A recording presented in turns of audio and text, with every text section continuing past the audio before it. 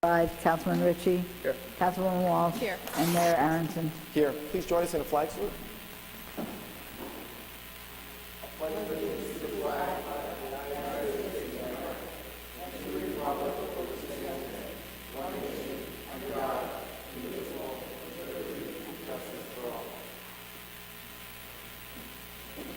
Please join us now in a moment of silence as we honor the American men and women serving in armed forces, as well as those serving as first responders.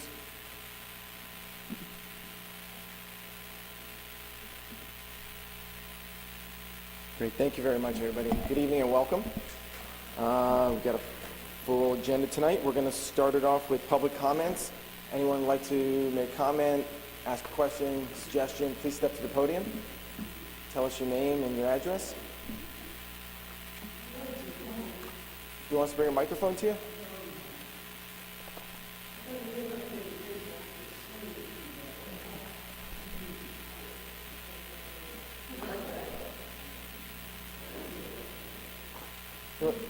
It's over there. Yeah.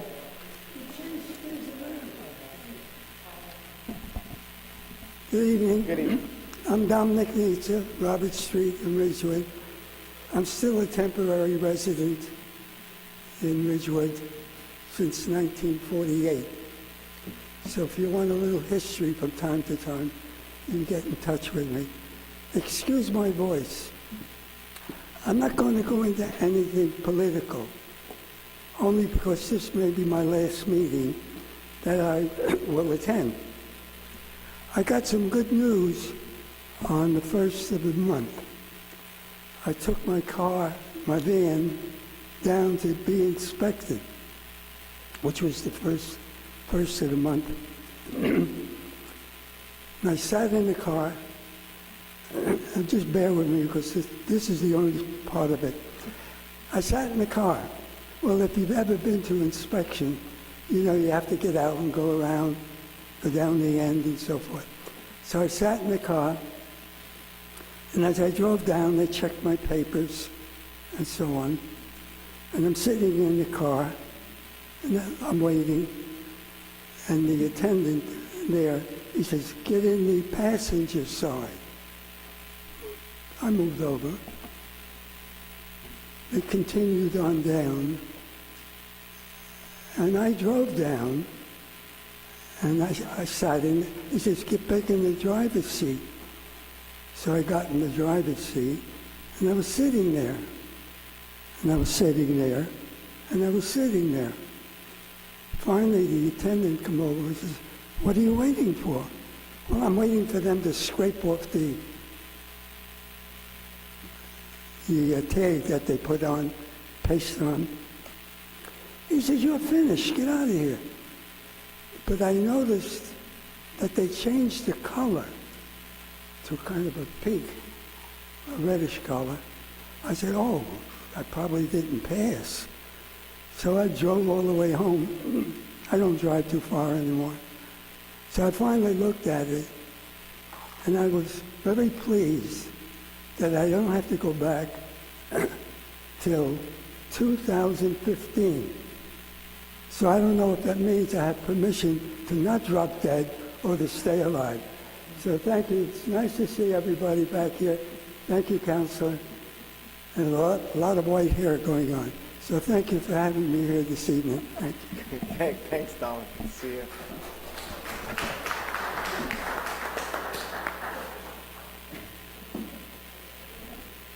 Good evening, welcome. Hi. Ziggy Puppins, 572 Fairway Road, Ridgewood, New Jersey.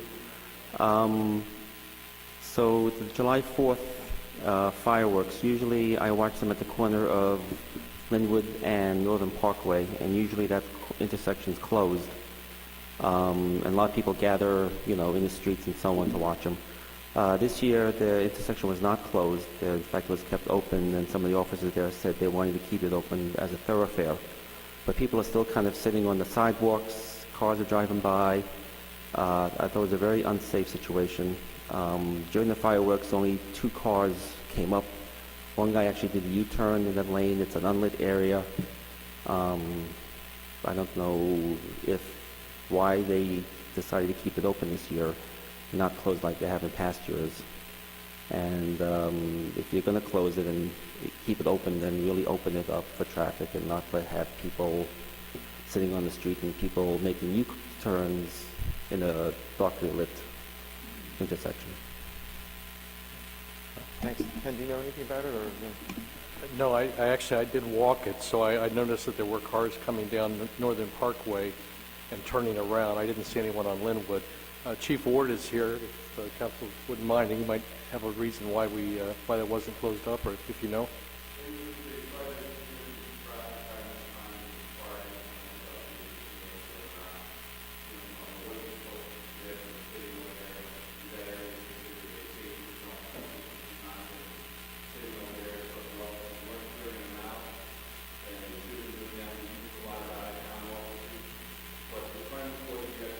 Can you come up, please, Chief? Because really, we're not picking you up. Yeah, I know. All right, just to answer, and we're always looking for the input, so thank you. Basically, this year they decided to try a little bit different of a traffic pattern, and that area was supposed to have no people in it whatsoever because of the drop safety zone from the fireworks and prior experience with the stuff flying over there. We've had to use a lot of officers from out of town. They may not have been thoroughly aware of how we've done things in the past, so that's something we can address to address the safety issues. If you say, if there's another avenue or that's going to be a concern, we're doing our after-action review now, so we'll note that and we'll take a look at it for next year. And I just want to mention, though, for about 5 minutes before the fireworks and through the fireworks, only 4 cars went through. All right, well, thank you. So I can't believe it's for the traffic passing. Well, It again, wasn't. we go with feedback, and as we get feedback, we try and address it to make it better for the residents and also make it functional. But again, now I have feedback that there weren't that many, so we'll try and look at that for next year. Great. All right, thank you. Thanks, Chief. I just wanted to know for the record that Councilman Pucciarelli arrived at approximately 7:32 p.m. Good evening. Welcome. Hi, my name is Denise Lima, 319 East Glen Ave, and I'll stay a little bit on the theme of the fireworks. But today we wanted to give you some additional feedback on the disability and senior citizens' ability to park for handicap spots. So if anybody here is a senior family member or a disabled individual, you can understand the importance of getting these people out and about into our downtown area and socializing. We find that when we get the seniors and disabilities to socialize, they have a better quality of life and extended life moving forward. But in the event of the fireworks, I happen to get a lot of feedback from a lot of people in town about the ability to get handicap parking more accessible. And so I just wanted to give and share a few things with you. One is some statistics on why this should be important. So in Ridgewood, through 2009 and 2011, there were 1,721 people in our town that were classified as disabled. Now, 76% of them, pretty big amount, have some cognitive, ambulatory, or care deficiencies, which mean they need help in getting and moving around. So that, in addition to the amount of seniors we have, about 3,100. So we're talking about a population of 5,000 potentially that we really need to address better accessible parking. In the town of Ridgewood and on our website, we mentioned the parking guidelines, and we note that there's 18 handicap spots for 5,000 residents. In a quick view in this past week, we noted there are 0 located near critical areas like pharmacies, Rite Aid, Town and Country, near the post office, and if we want to continue on the quality of life, near the movie theater, even though they classify themselves as wheelchair accessible. There are none on the span of East Ridgewood Ave. I think there should be handicap spots there. I think the need for wheelchair and van might be a little more complicated, but I think there's some low-hanging fruit there to get some spots out there.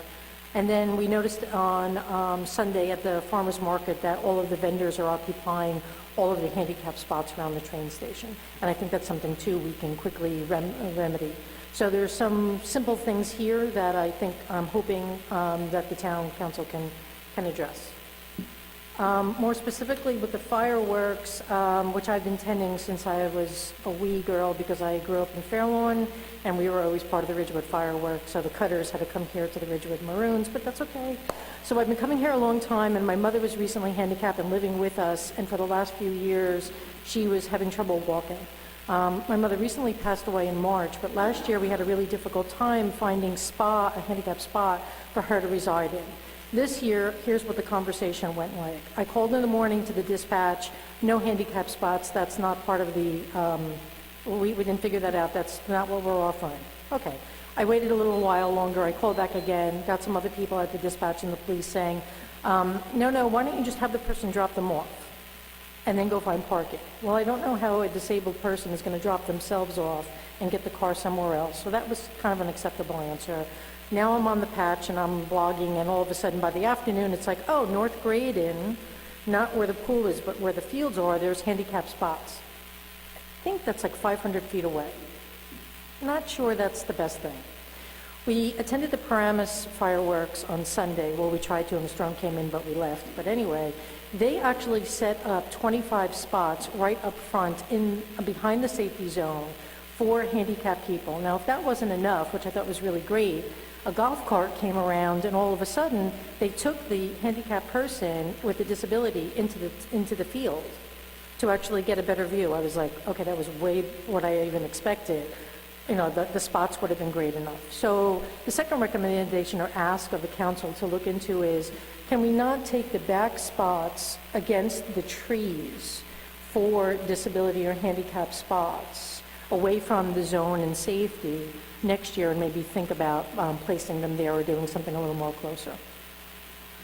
The second and last point about the fireworks, so I can move on, is if those people happen to walk the 500 feet, there is a cost for seniors and there's no discount. And I'd also like us to think about how we can discount for the seniors. It's the least we can do. So those are just kind of the simple things we're looking for, and just hope maybe you can look at it further, and we'd be happy to be active participants in the discussions as you look into it. Great. Well, thank you. We appreciate that. Some very good feedback and input. We had a chance to talk outside the chamber, and we're going to get you involved in the Access Committee. And some of your ideas about the fireworks and stuff, we'll definitely share with the 4th of July committee and stuff. And look forward to working with you on this. Great. Thank you. Good evening. Welcome. My name is James Charles, 40 Coventry Court, Ridgewood, New Jersey.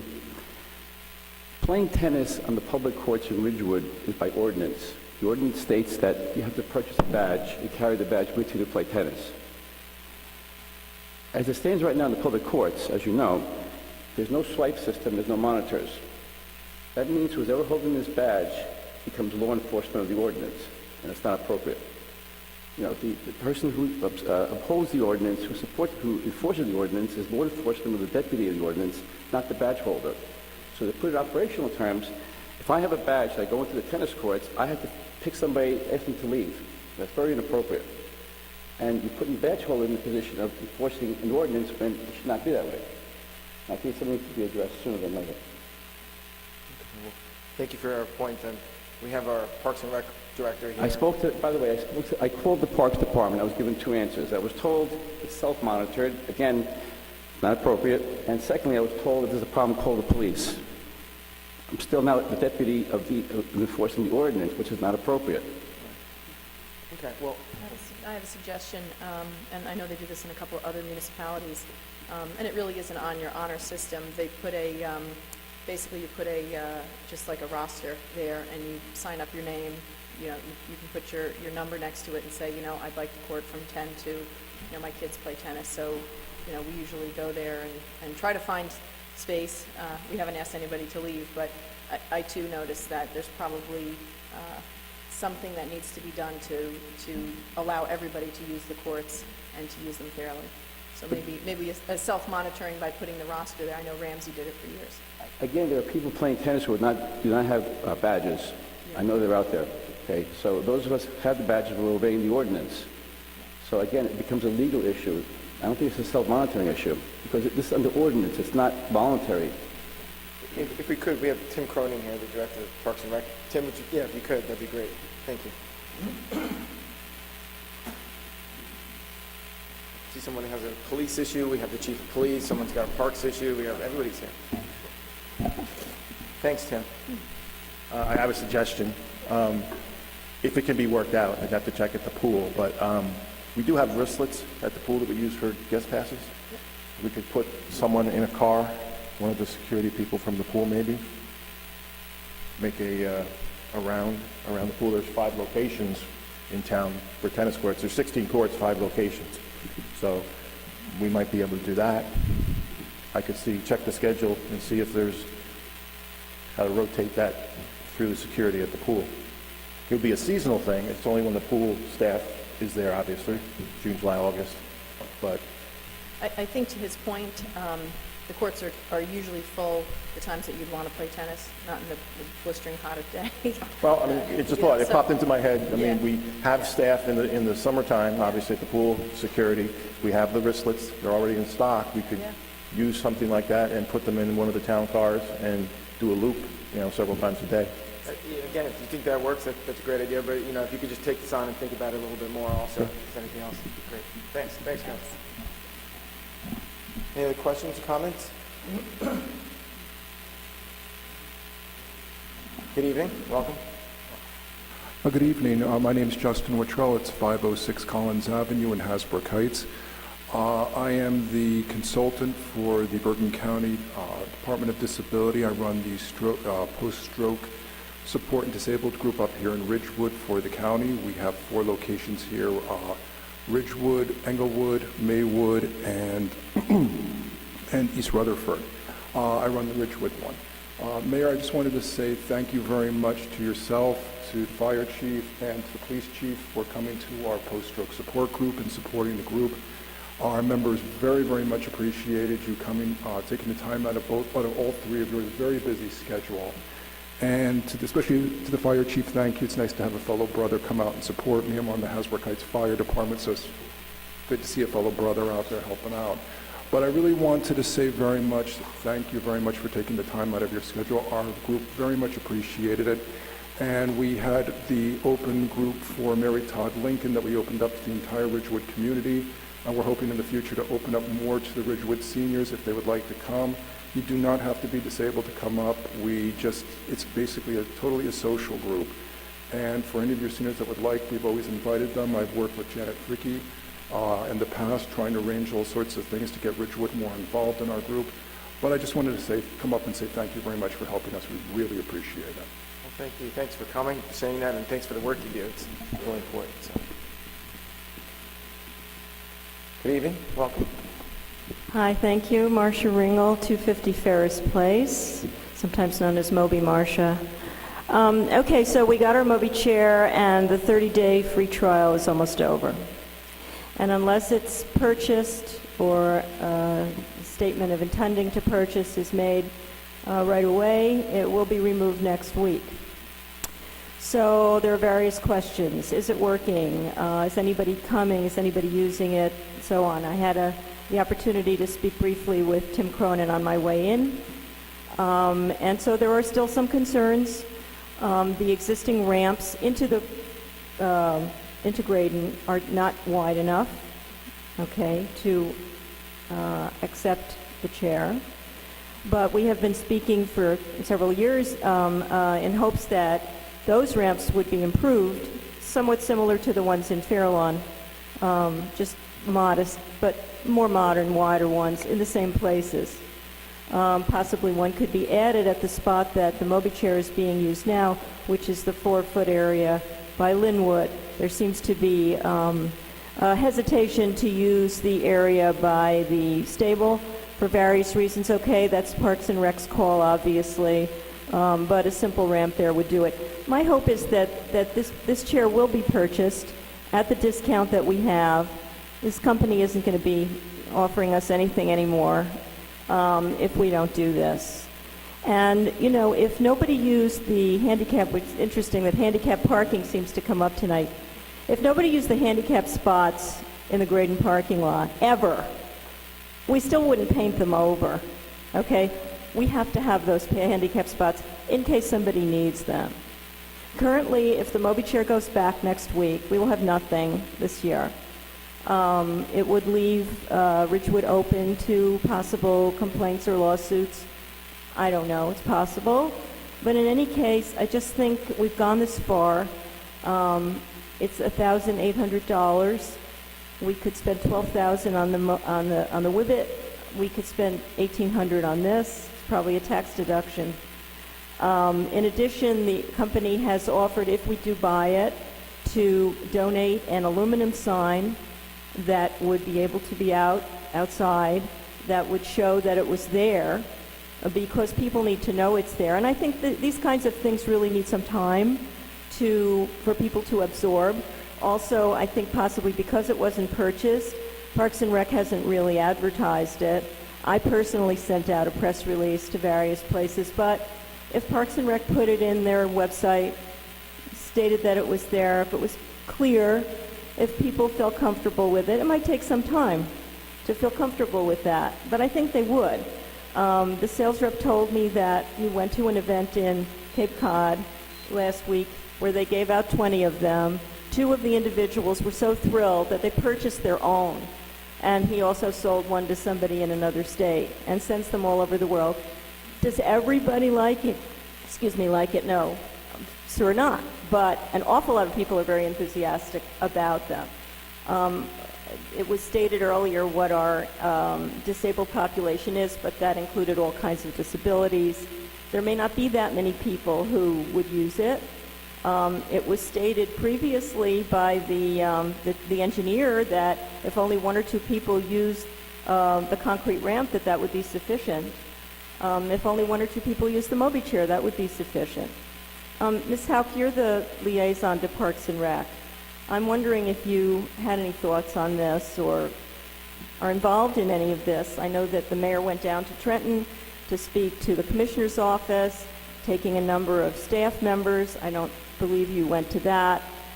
Do you see any problem with having the Moby Chair bought at a relatively cheap price? Well, thanks, Marcia. I guess we'll wait for a recommendation from the Parks and Rec department. You want to? Okay. No, I was curious in the trial run and whether anybody used it. Did anybody use it? I don't know. And I thought the trial run was a good idea. I'm glad we tried it. And I was concerned about the maintenance of it and the expense of maintaining it.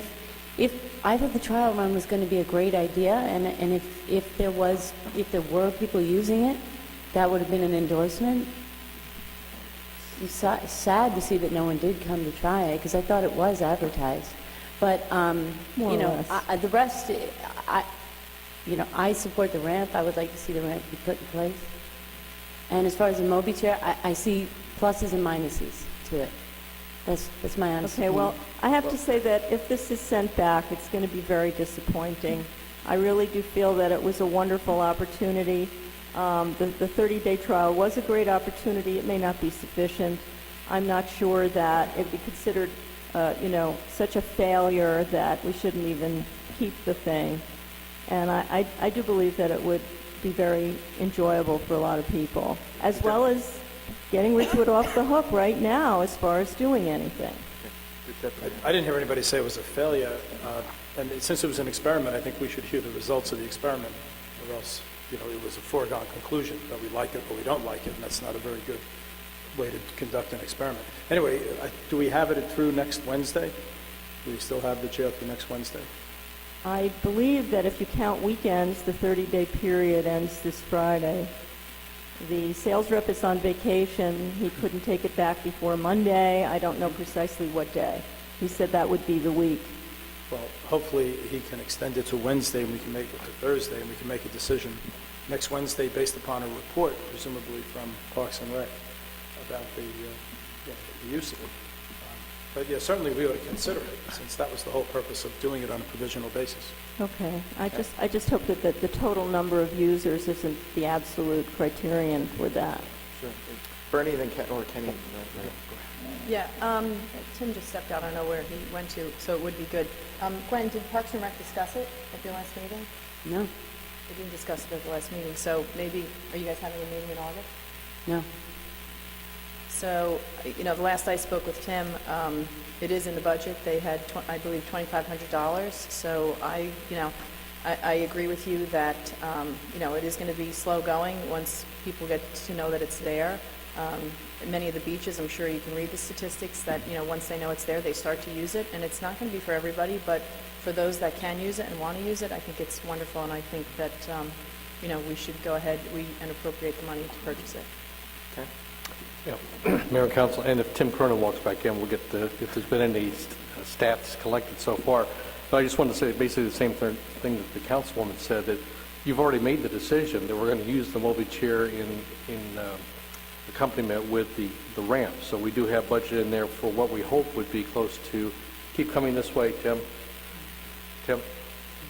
Hopefully for that money we're going to try and get 2 Moby chairs. So the only reason for the delay this summer was the ramp not being in. Our plan was to have the ramp in for late May, and then the Moby chairs would have been utilized. Tim, do you have any, you may not have data, but do you have any sense of the amount of use of the Moby chair at this point?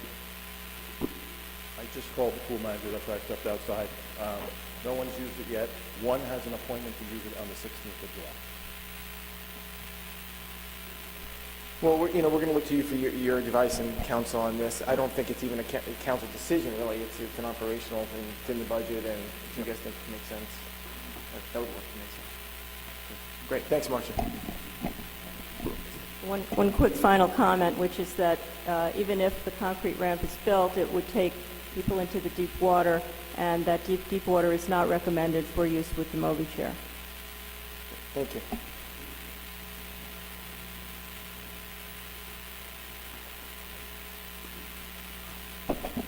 Good evening. Welcome. Good evening, Mayor and Council. Boyd Loving, 342 South Irving Street. I have some comments and questions tonight concerning an incident that was mentioned in the Ridgewood News edition of July 5th. And that incident took place on Ridgewood Avenue on July 2nd, specifically at 58 East Ridgewood Avenue. On the morning of Tuesday, July 2nd, I received information that the fire department was conducting an operation in front of 58 East Ridgewood Avenue.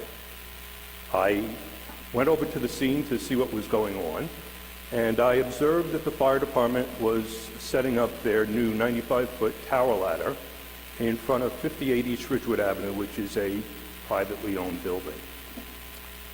In addition to the tower ladder being set up, the fire department had 2 pumper trucks that were blocking the street, and the police department had 3 vehicles on scene, for a total of 7 vehicles. By my observation, I counted between 8 and 9 firefighters, and there were 3 police officers at the scene. And the operation that they performed lasted a total of 25 to 30 minutes. During that 25 to 30 minute period, East Ridgewood Avenue between Broad Street and Oak Street was blocked off to traffic. So no vehicles could travel either eastbound or westbound in that area. As I watched the operation unfold, I was rather surprised, for a better expression, to see that what the operation was is it didn't appear to be emergency nature at all. It appeared that the rope on the flagpole on the privately owned building at 58 East Ridgewood Avenue was being replaced by fire department personnel. During the entire time that I was there, I did not observe anybody who appeared to be a representative of the building on the roof or assisting with the operation. The 2 or 3 individuals I saw in the bucket were fire department personnel. I did not ask anybody at the scene what was going on because it was quite obvious what was going on. Again, the operation lasted, based upon my observations, between 25 and 30 minutes. After the rope had been replaced, the bucket truck was lowered, the outriggers were taken up, and the street was opened up, and everybody left. While this was unfolding, you know me, of course I have a camera everywhere I go. I took pictures, and I believe I emailed you all 5 pictures that I took on that day with some questions about the nature of the operation and why was municipally owned equipment, taxpayer-provided equipment, and personnel who are paid for by taxpayers being used to conduct an operation at a privately owned building. I received a response from the manager that very day, and I'd like to thank him for the prompt response, indicating that the operation was being billed as a drill in terms of ladder operations, that he had been made aware of the need to perform this service on Monday, July 1st. Although his email didn't state that he had authorized it, he was aware of it, and the operation took place less than 24 hours later on Tuesday, July 2nd. His email indicated that there would be a charge associated with the provision of this service. His email did not indicate the amount of that charge. However, in the July 5th Ridgewood News, it was indicated that the charge was $150. Again, there were between 8 and 9 firefighters, 3 police officers, and 7 vehicles involved. $150 for 25 minutes worth of work. So I guess for anybody who didn't know what happened, to the best of my recollection, that's what I saw. And I'm here tonight to ask the council to please provide the public with some information regarding why equipment that was purchased by the taxpayers of Ridgewood, and men, there were no women, men who were paid for by the taxpayers of Ridgewood, being used to conduct an operation that was basically a repair of a privately owned flagpole on a privately owned building. Thank you. Ken, do you want to just? Yeah, Mayor and Council, if I could. Let me start with the picture you took, Boyd, of the firefighter actually up there is top quality. So if anybody who hasn't seen the pictures, it's worth taking a look at them because they're good, very good pictures. It might be a little bit of terminology. We take advantage of opportunities. And if we view this from the standpoint, as the fire department did, of a training drill, a practical drill, then some of the things fall more into place. And that's why Chief Van Gore is here, that he can give you his comments on the drill. But just to give some background, and this is what I already provided to the council and Mr. Loving, we had an event going on, or the village had an event going on at that address. And when the fire staff were doing the inspection for that event, the fire inspector ended up with the property owner, I guess, on the roof for checking something out, and the question was raised, it'd be great to have the flag up for the July 4th event. I was not there, don't have any actual knowledge of the total conversation. That then was communicated to me by the fire staff that topic had come up. The next morning, which I guess would be the first, the owner of the property came in and he said basically the same thing. We're buying the police for helping control the traffic. We're bagging the meters for the event. Is there any way we can get the fire department involved or Signal involved, I think was his first comment, to help fix the flag? And that's the note I sent to the fire chief.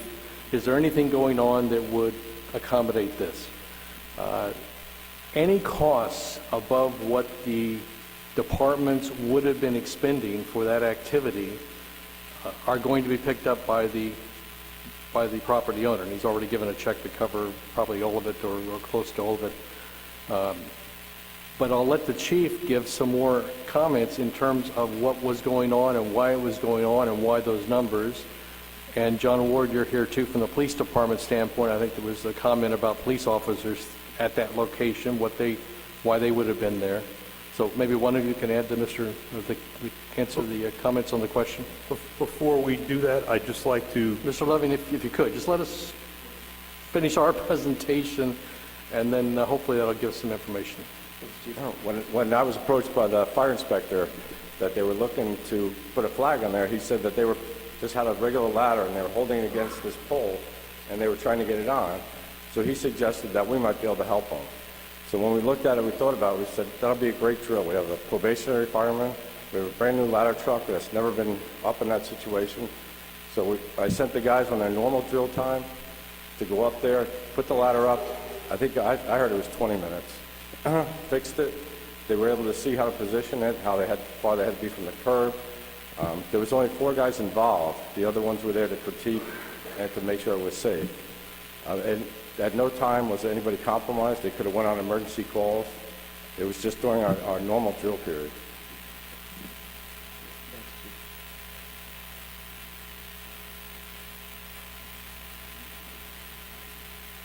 Welcome back. I'm back again.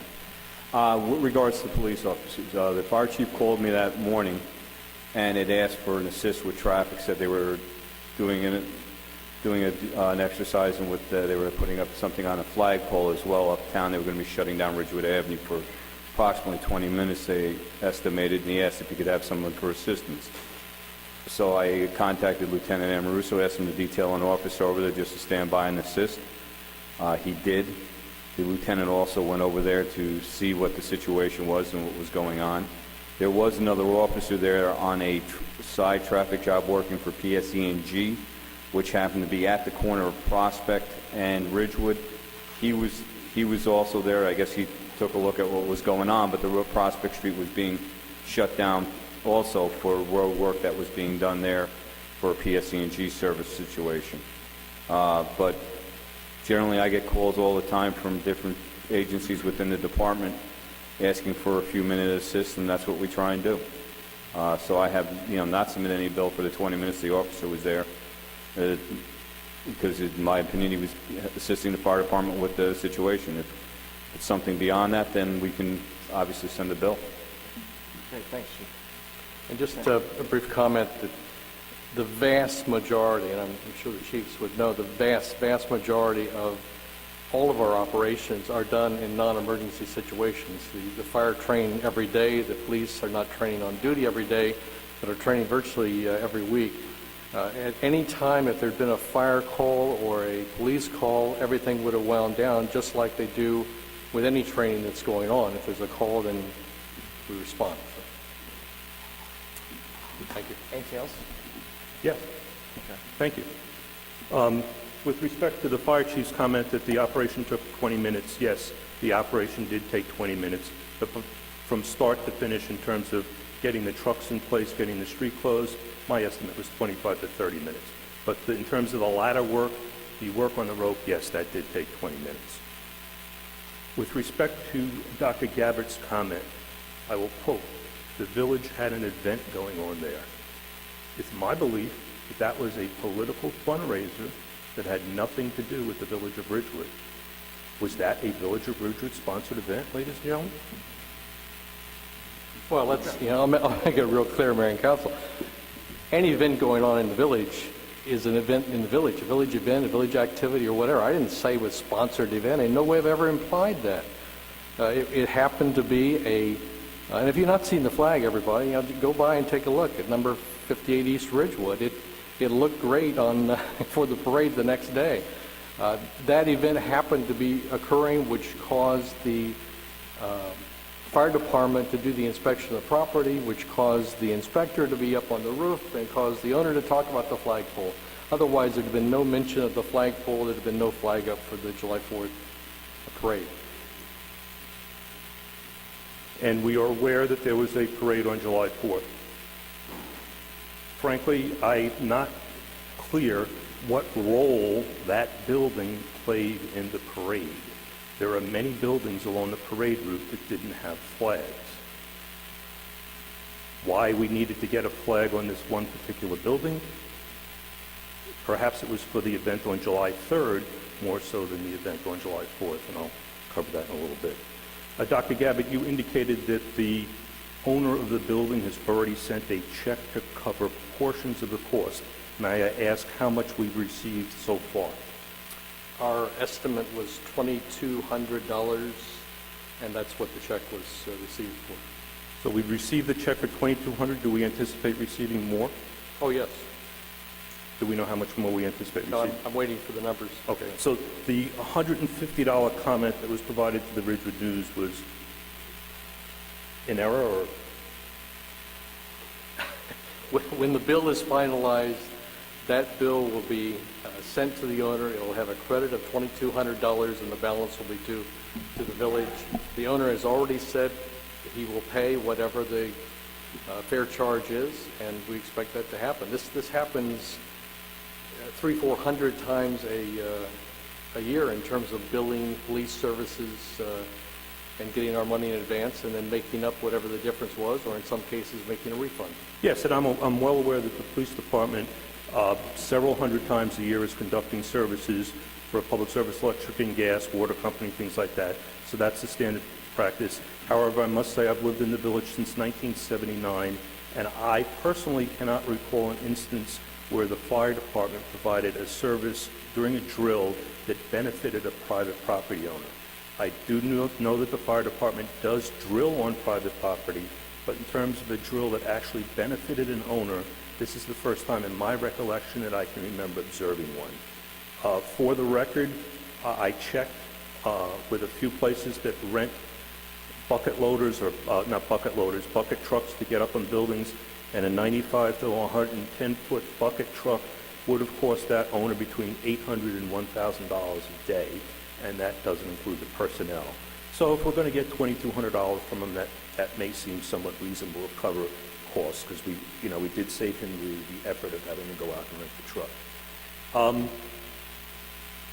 Was the village attorney made aware of this before it happened?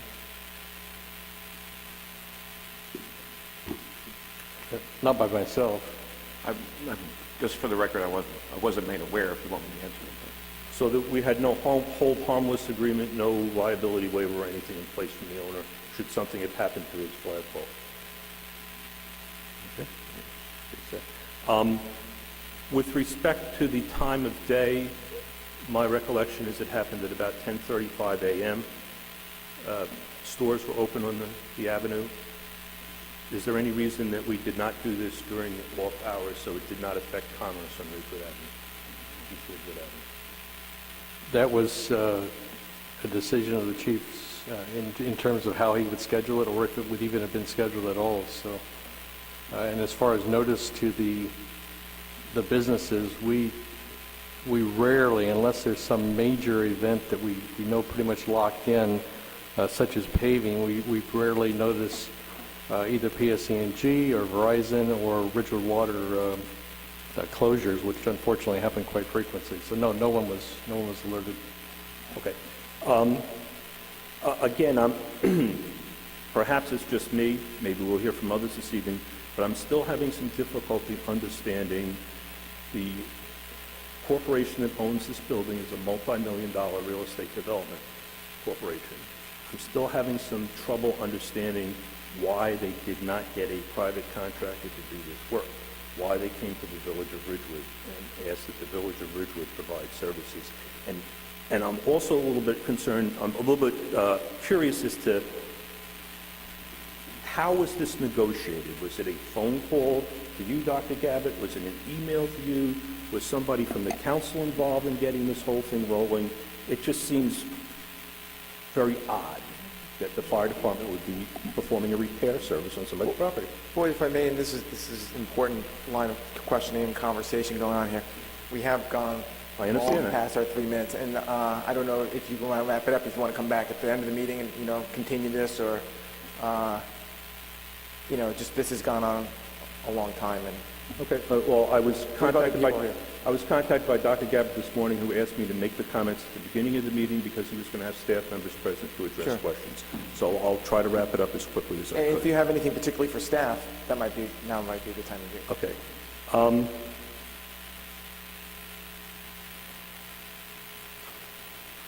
With respect to the event itself that took place at that building, the event that took place at that building was the following day, which is July 3rd in the evening. If I remember correctly, it was at 6 p.m. At approximately 5:30 p.m. on that date, I decided to go up to that location to take photographs of the police working the scene for security purposes, so I can provide it to the police department. And the police chief knows that any photos I take, I send to him so he can use for training purposes. As I was there, I noticed each of you enter the building, with the exception of Ms. Houck. I don't know if Ms. Houck was not there or I just missed her, but I saw each of you enter the building, including the manager. I guess I got a question. Were you attending that event in an official capacity, ladies and gentlemen? Well, again, we should wrap this up, but we can do this for everyone's benefit. It was the governor. There was an event for the governor of the state, and we were all there. And I would imagine we were all there in our official capacities. I know I was, as a courtesy to the governor to be there. It was a political fundraiser, though. Is that correct, Mr. Mayor? Yes. Okay. How did it come about that you were invited to the event? Well, again, we can, if you want to have this conversation, I'd like to cover this right now. I think we can wrap it up in another 60 seconds.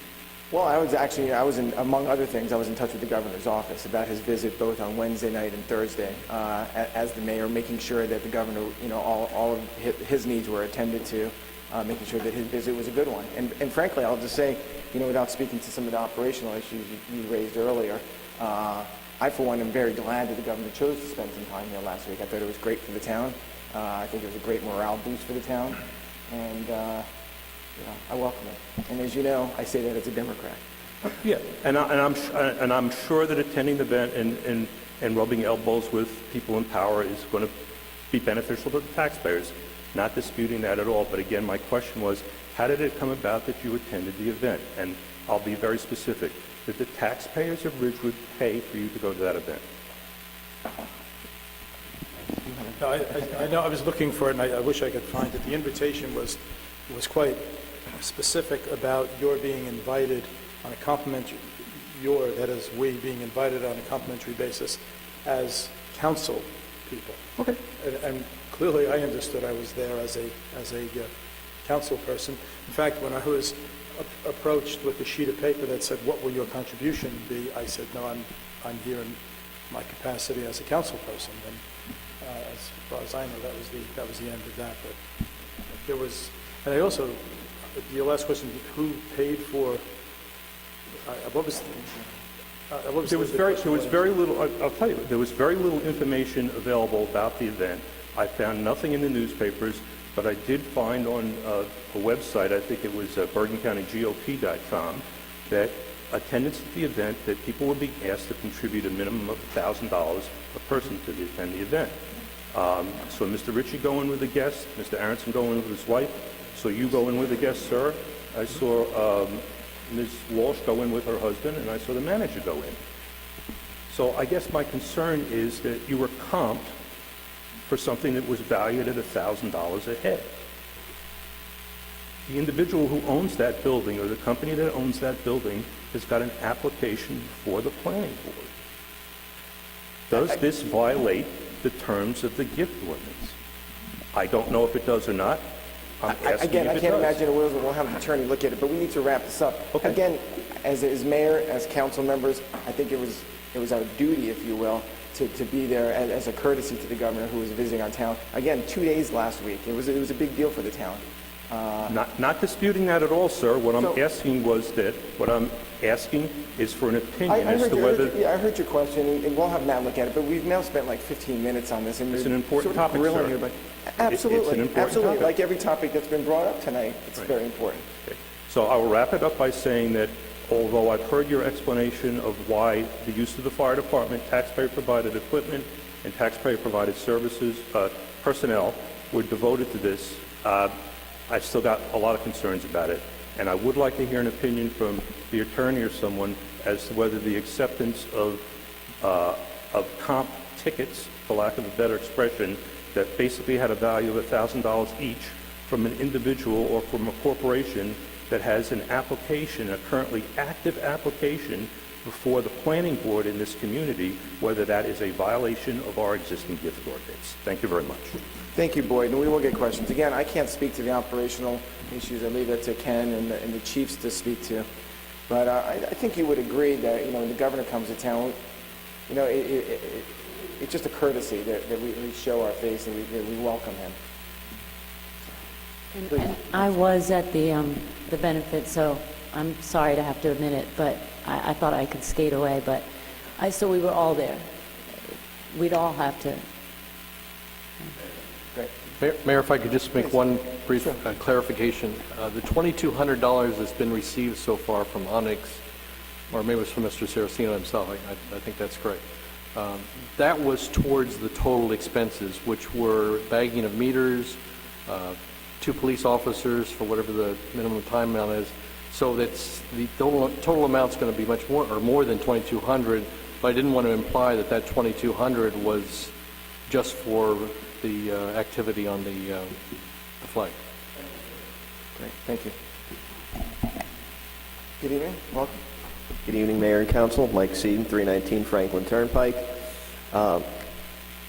Sorry, Dr. Gabbard, I might have missed the flag over the bank building because it was my attention was drawn to the 100-and-something foot flag that was over the street about 2 blocks away. So, but I would like to say, in finding out about this situation, it got me to thinking about something I feel is a glaring contradiction. A few months ago, there were some people who came to the council requesting that, some people come out and clear the Zabriskie ditch.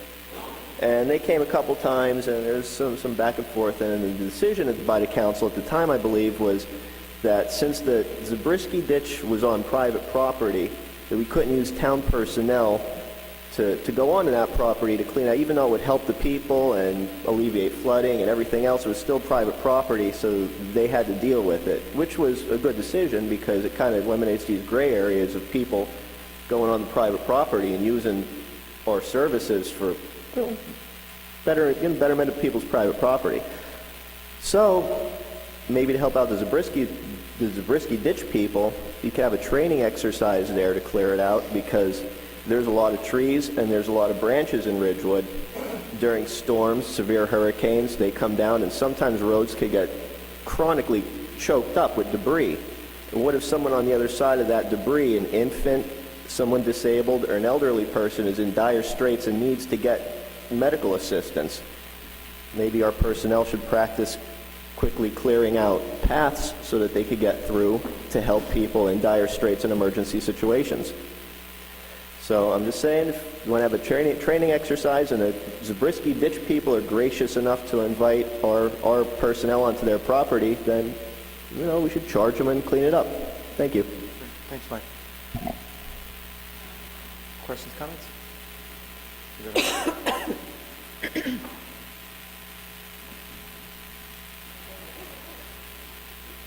Good evening. Welcome.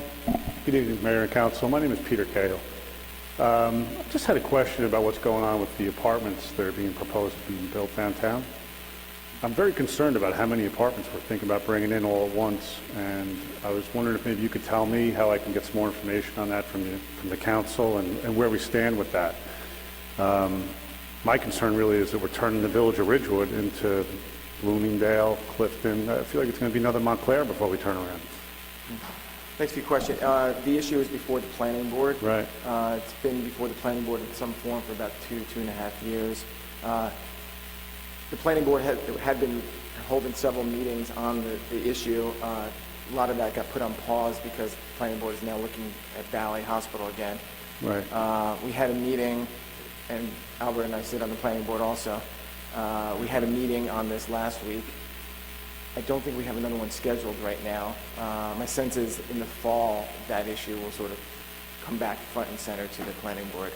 Right. Again, it depends on how quickly we can get through the Valley Hospital issue.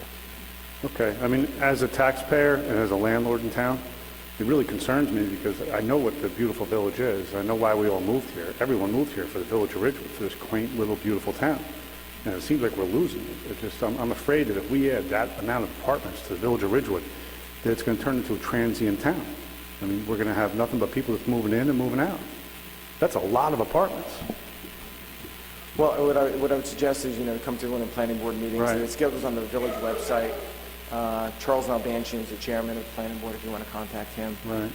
But I would come to those meetings again. Okay, and who would I contact? Who is it? Charles Nalbantian. Okay. It should be on the village website, under planning board, sort of list Right. who the chairman is and the members. Okay, so when do you think the decision's going to be made on that? When it's going to be up for vote again? Well, we haven't even started the hearing process, actually, so we're a ways away from any decision. Right. It's been, we've been having work sessions on it, but again, a lot of that's been put on pause because of Valley Hospital. Mm-hmm. So I couldn't tell you when I expect it, but not anytime very soon. Right. Can I just comment, Mayor, what we do not have before us actively pending in the sense that we're deliberating our 4 applications and we're just ready to vote yes or no. Instead, we have work sessions on looking at what a zone change might look like that would accommodate this type of development. And no decision has been made as to height, density, or even use, for that matter. It's all a work in progress before the planning board. When the mayor said there were no meetings scheduled, he meant for this subject. The planning board is meeting, but exclusively on Valley Hospital over the summer. Right. So, certainly from the developer's perspective, this is moving very, very slowly. From the perspective of the public, it has provided to us an opportunity to now step back and consider, okay, we had 4 applications at once, which was, somewhat unprecedented, I think. And then we also now have another application that did come before here, and not an application, but a concept that came before this body for another apartment that would be a special assisted living facility on the corner of Walnut and... Yes, I saw that, on Walnut and Franklin, right? Yeah. So in a sense, the pause that we have experienced, while I'm sure wholly unsatisfactory to the 4, now 5 developers, is an opportunity to think about this and see what it, really assess what the impact might be. And I think when the planning board revisits it, that break in the proceedings is probably going to be a healthy thing, because and people are speaking in the interim about their impressions of these projects, and frankly, I welcome it. I think it's been very helpful to hear people such as yourself this evening offer views on what they think of the proposals. I would just hope the public would not just categorically dismiss the prospect of developing apartment buildings in the downtown. I don't think that kind of categorical dismissal is, frankly, I don't think it's rationally based. I don't think it's good. But I think a reasoned approach to this can result in, a balanced kind of development. Anyway, I'm with you on that. I do believe in the balance of development. I do developing myself, and as I said, I'm a landlord in town on a few areas, but just the same, as much as I feel we should have apartments, and we probably could use a few more, it's not going to be bad for the town. The number that you're thinking about bringing in is just inundated. I think that it's going to change the whole environment of this downtown village. I think it's going to be detrimental to the town. I think the town's going to turn into absolutely a Montclair or a Bloomingdale, or Bloomfield, I should say. Okay. Thank you very much. Thank you. Appreciate it. Good evening. Welcome. Evening, Mayor, Council. Excuse me.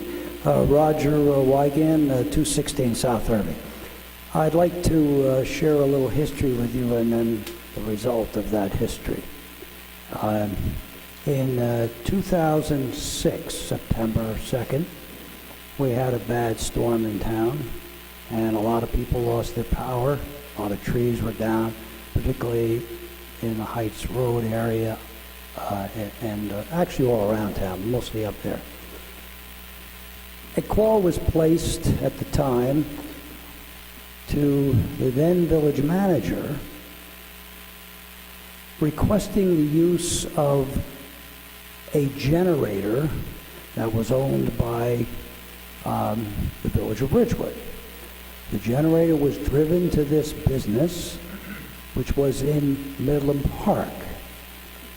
An electrician was sent from the village of Ridgewood, Traffic and Signal Department, to wire in the generator.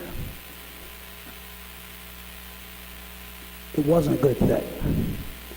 And it was discussed by the council at the time, and Mayor, you were on that council. 2008. When what I'm about to read here, took place. So the discussion was...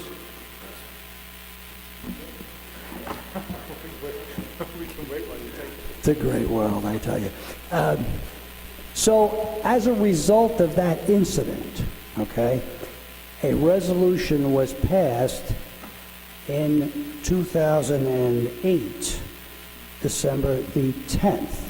That's when you were on the council, Mayor, at that point. Now, if you permit me, I don't normally read things at the microphone here, but this is short, okay? But I think it's apropos to what Mr. Loving was talking about and what we were talking about earlier. Resolution 08312. Whereas the Village Council of the Village of Ridgewood wishes to establish a uniform criteria for sharing vehicles and equipment, and whereas emergency events occur and specialized vehicles and equipment are needed by private entities and other governmental entities, and whereas the Village Council of the Village of Ridgewood authorizes the village manager to share municipal vehicles and equipment with other governmental entities, provided prior written notice is provided, and the village manager sends a follow-up notice to the village council. And whereas, and this is the key point here, whereas the Village of Ridgewood vehicles and equipment shall not be shared with private entities without prior approval of the village council of the Village of Ridgewood. Now, therefore, be it resolved that this policy goes into effect immediately and will be incorporated in the Policy and Procedures Manual for supervisors and the employee handbook under workplace policies. And this was signed by Mayor, yourself, Keith Killian, Pat Mancuso, the late Ann Zuzzi, and Mayor Fund. Okay? So this is exactly what occurred. Again, public-owned, taxpayer-funded equipment being used on a private building. So this is the policy, and evidently I do not know whether you folks gave prior approval to the use of the fire department equipment. That I don't know. But if you did not, then we are in violation of this resolution. That is our resolution.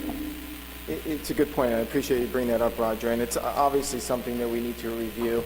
I don't want to speak for the council. I was not made aware of it. I don't think any of us were made aware of it before the decision was taken, to answer your question. However, afterwards, being with the assurance of the fire chief that this was important for it, this was a drill, I defer to his expertise on that.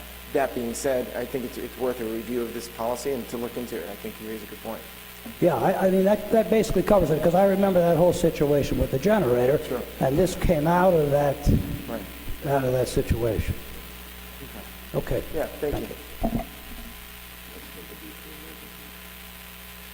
Any other questions or comments? Why don't we just scrap the agenda?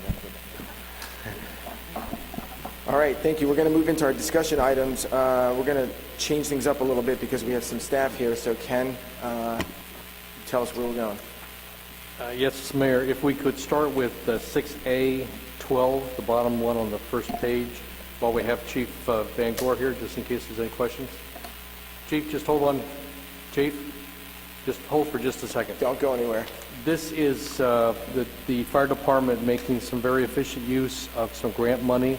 You had previously approved the purchase of 53 sets, I think it was, of the firefighter equipment. They were able to get an additional, is it 3?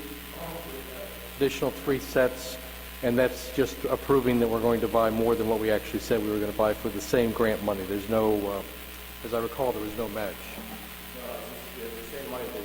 When we applied for the grant, we thought it was a certain price, and we put it out for bid, we were able to get it less than what we applied for. So we were able, I put an addendum into FEMA, and they're allowing us to use the extra money to buy more. So it's just a change of the amount. Any questions or comments? Great, thank you. And then if we could go to 6A, number 7, we have our engineer here, Chris Rudeshauser, and this is the significant dischargers. I'm sorry, this one actually has to do with sewer fees for the significant dischargers, number 7. Right one here.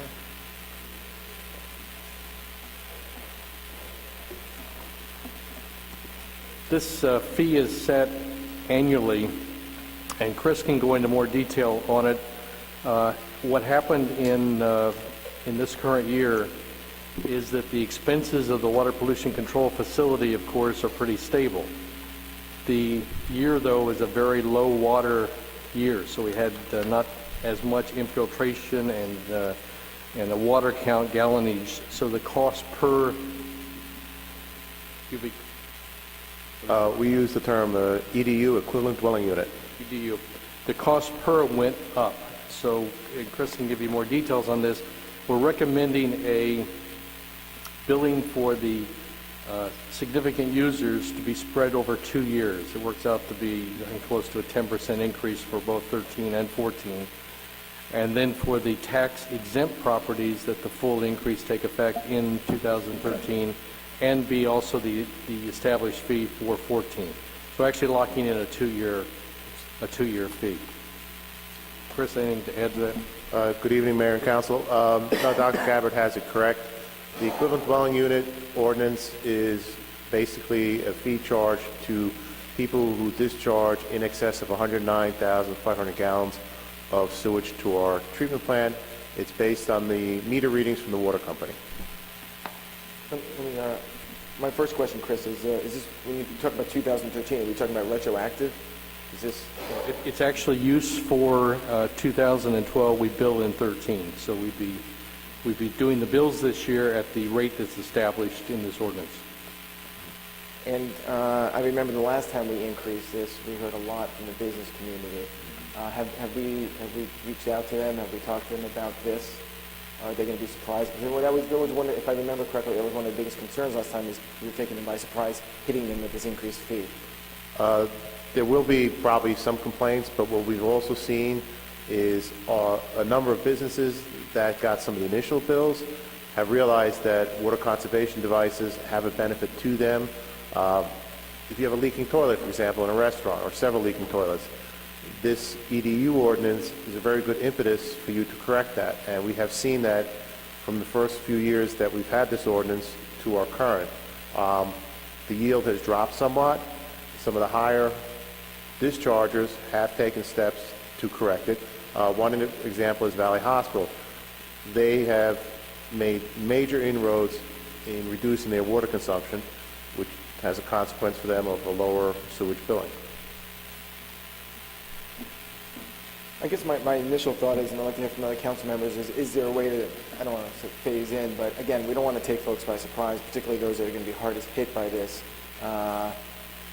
Is there a way, I mean, we're talking about for 2013, we're already halfway through 2013. Is there a way to sort of mitigate the pain that will be felt? Well, that's, as Dr. Gabbard said, the calculations based on our budget and the flow that the plan processed, we've taken for the non-tax exempt, those who pay property taxes, we've tiered it over 2 years for one rate for 2013 and then creep it up to the full rate in 2014.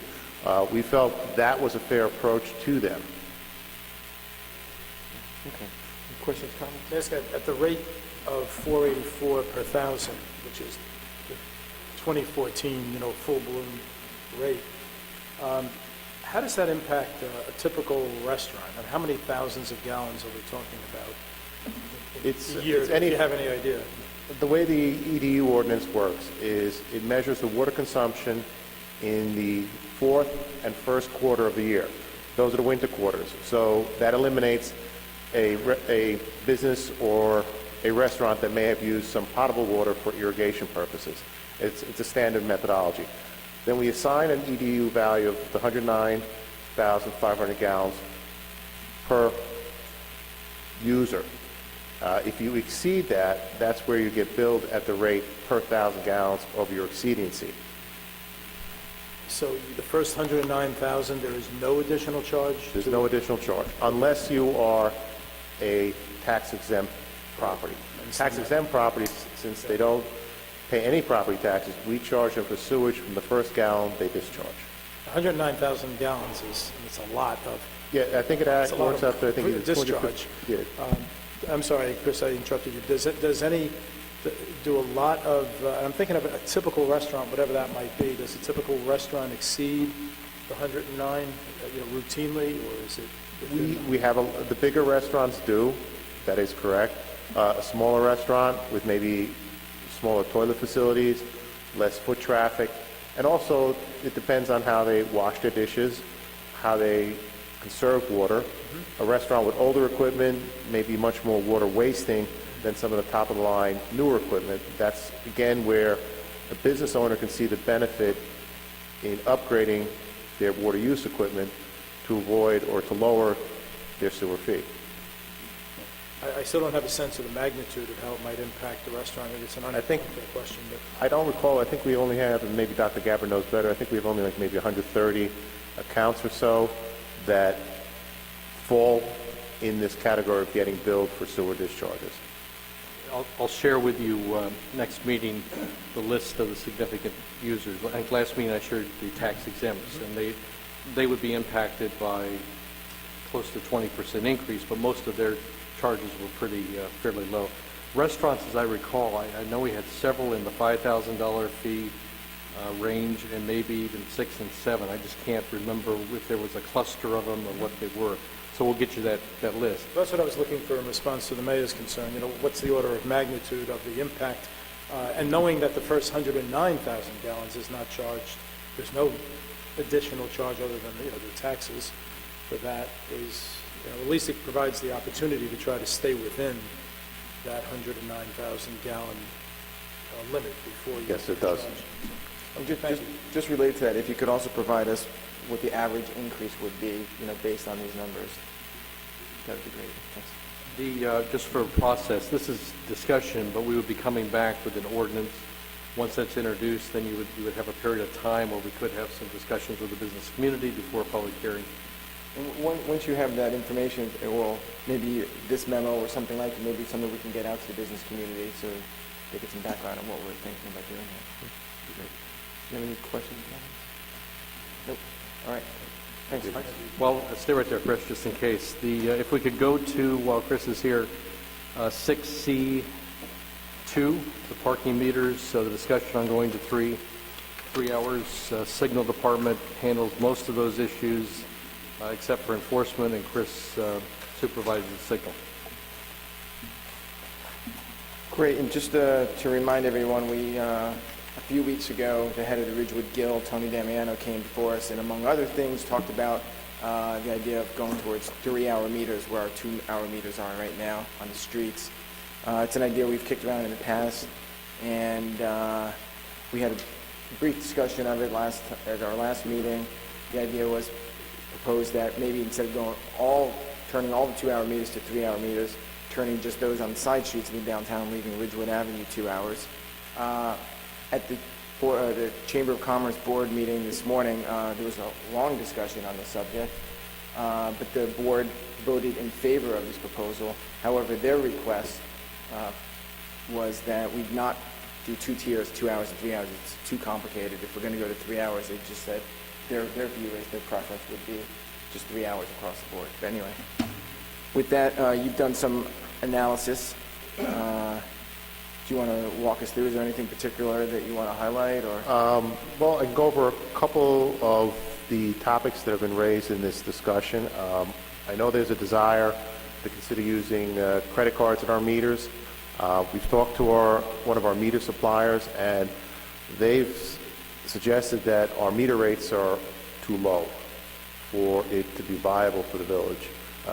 We only charge 50 cents an hour on street parking, 25 cents in a lot. If we had a credit card system, there would be the 3%, 4% transaction fee, and there also may be an additional transaction fee from any company we would have to retain to process payments for us, because we don't have that ability in-house. Then it gets a little more expensive because we'd have to retrofit the meter mechanisms in the individual meters. Some of those would run around $170, $180 a mechanism to retrofit. I guess one savings we would need to incorporate into that whole calculation would be we wouldn't need people to sort of collect the quarters. Yeah, there would be a staff saving on the collection of money and, of course, the follow-up processing it. Right. I mean, we would still be processing it unless the village went entirely coin-free in its systems. One of the ways that can be done better, Dr. Gabbard asked us to consider in the lots to go to kiosks. We do have one at the Chestnut Street lot. Its operation at times is problematic, but it was used to replace the former vendor we had that wasn't working out for the village. A kiosk in a lot would run around $13,000 to $16,000 to purchase.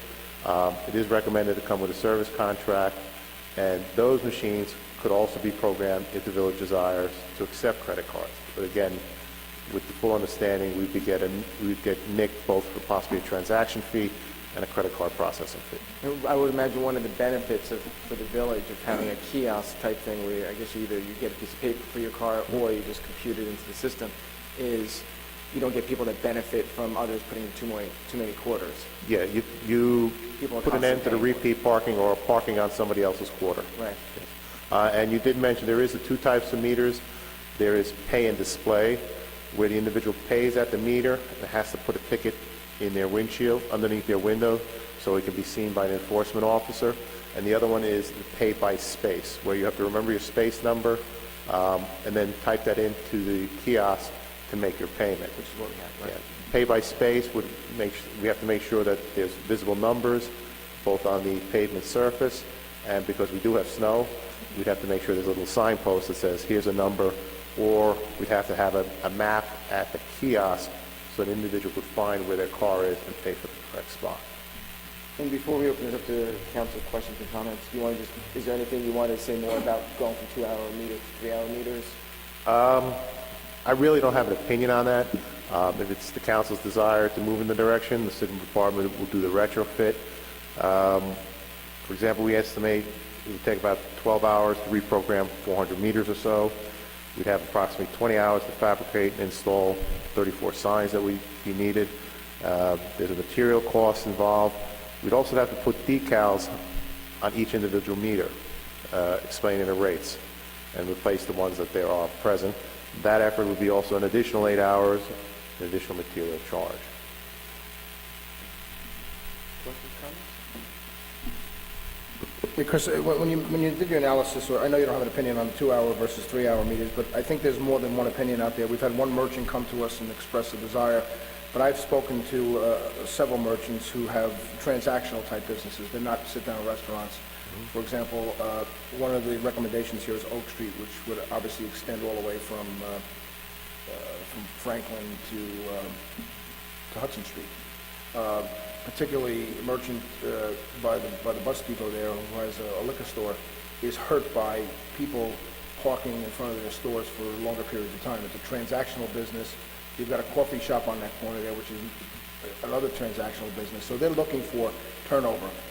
Increasing to 3 hours in those locations, by their words, is just going to kill their businesses. So I think we need to be judicious in terms of making wholesale changes. There are places, if people are going to be in restaurants for a period of time, that they can maybe walk a little bit further and park their car because they know they've got 3-hour meters as opposed to taking up the spot right in front of the restaurant where there might be a transactional business. Oak Street has, they have a couple of transactional businesses on Oak Street also, between Franklin and Ridgewood Avenue. People want to go in and out, pick up, take out food, and so on and so forth. The shoe repair shop. 3-hour meters, to me, in those locations doesn't make a lot of sense. So I think we need to look at this and get the opinions of some of the other merchants. We could conduct a survey to see what those opinions are. However, to support those types of business for the quick in and out, we do have 15-minute meters at a number of corners in the village. They're designed very much for that type of transaction. It can be considered, again, by you folks on the council, to add 1 or 2 selective 15-minute parking spots for that kind of rapid in and out transactional business location and implement the 3-hour meters in lieu of 2 elsewhere. Yeah, I think the 15-minute meters are great, but if you look at Chestnut Street between Franklin and Ridgewood Avenue, there's one 15-minute meter on that street for all of those businesses. So the consideration might be to put more 15-minute spots in, certainly if you're going to go to 3-hour. But one for all of those businesses. That may not be enough. Right. Doesn't really do a lot of good for one 15-minute spot for that entire. There's probably, 30-plus businesses on that one street or one block alone. We could take a look at the types of businesses. Certainly, as this idea gets developed by the council and by the village in preparing an ordinance to implement it, any feedback from businesses would be invaluable so we don't do as what you had cautioned about, stifle somebody's business parking in front of their store. Yeah, I mean, there are 2 business entities in the downtown. There's the Guild and there's the Chamber. I think we've heard from one of those entities. I'd like to hear from the other one. I have... Clarifying that it was the guild president who brought it up on behalf of the guild. But I know that, but the chamber, we have nothing in the chamber comment. Oh, no, I'm saying they voted today in support of it. The chamber board did. I can't figure out what the total cost would be, because I don't know what work hours cost. Our labor rates, depending which staff member is assigned to it, run between $30 and $40 an hour.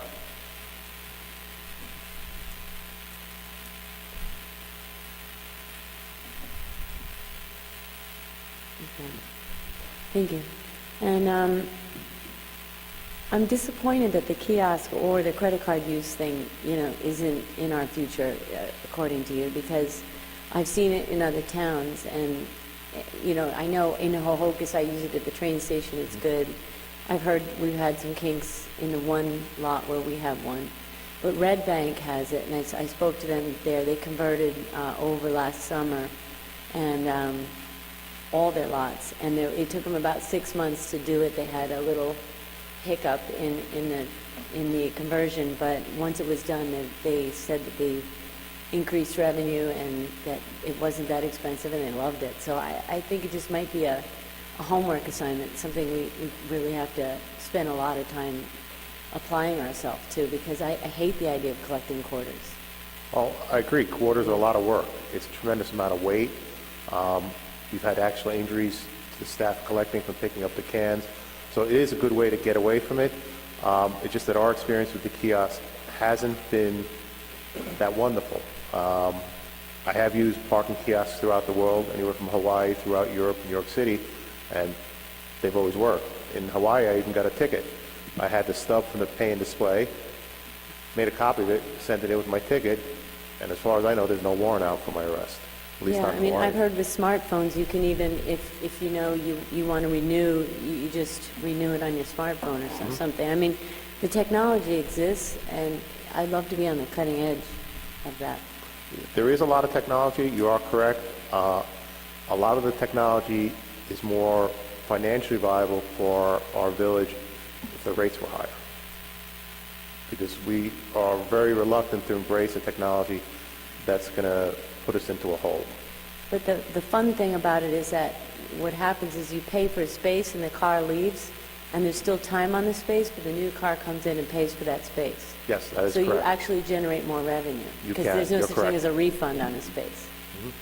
So I don't know. It would be great to continue to look into that.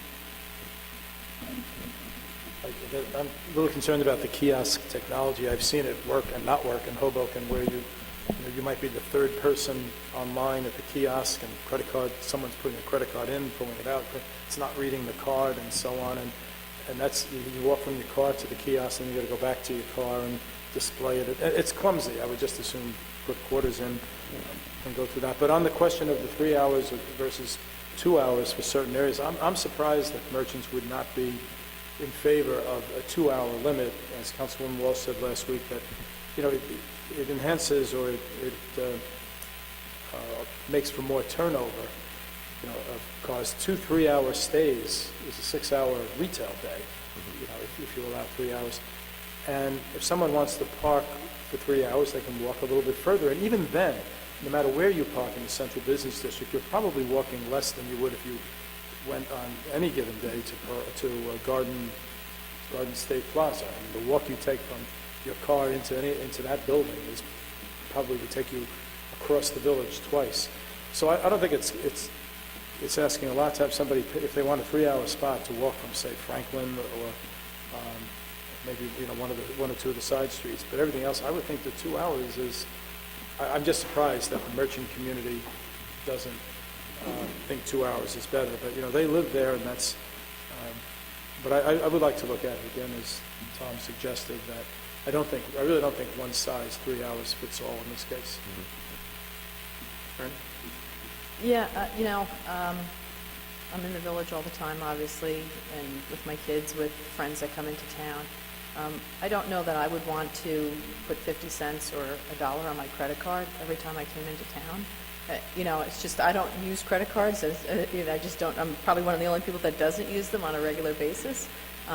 But I would find that to be cumbersome, to every time I come in have to put a credit card in and be charged $1 on my credit card.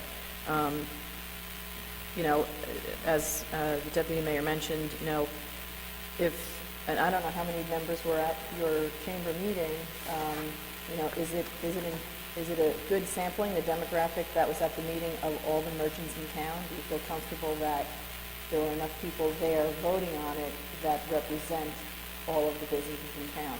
Because, you know, I don't know how their membership goes and if they all attend and have all voted, so maybe the survey would be a better idea to see exactly who is in favor and who is not in favor of the 2 to the 3 hours.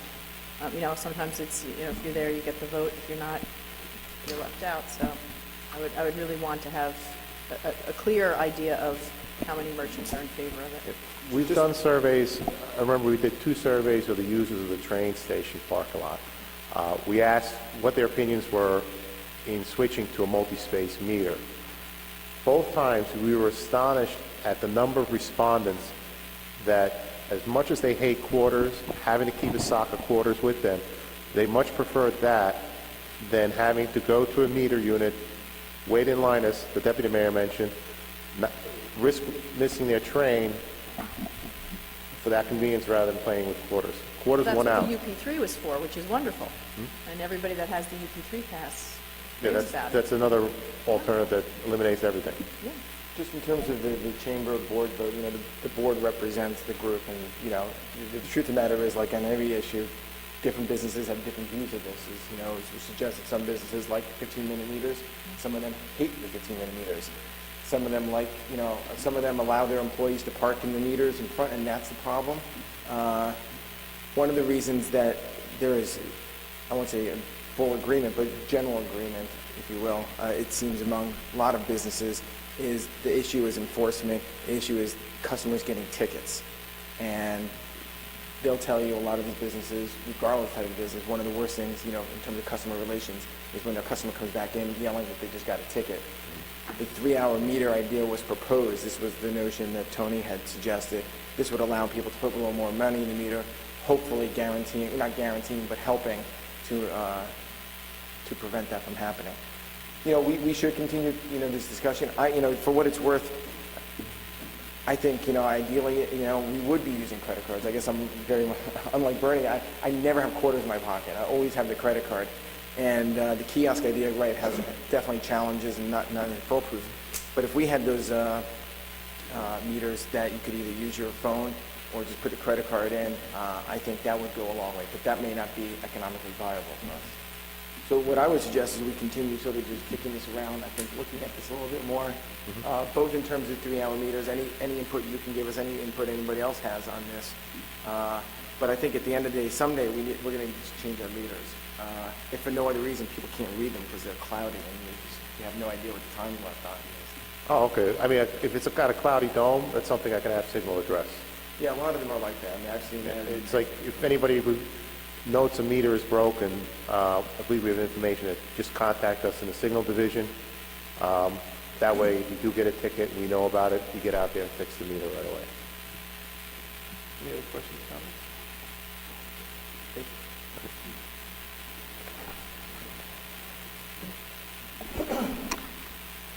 Let's see.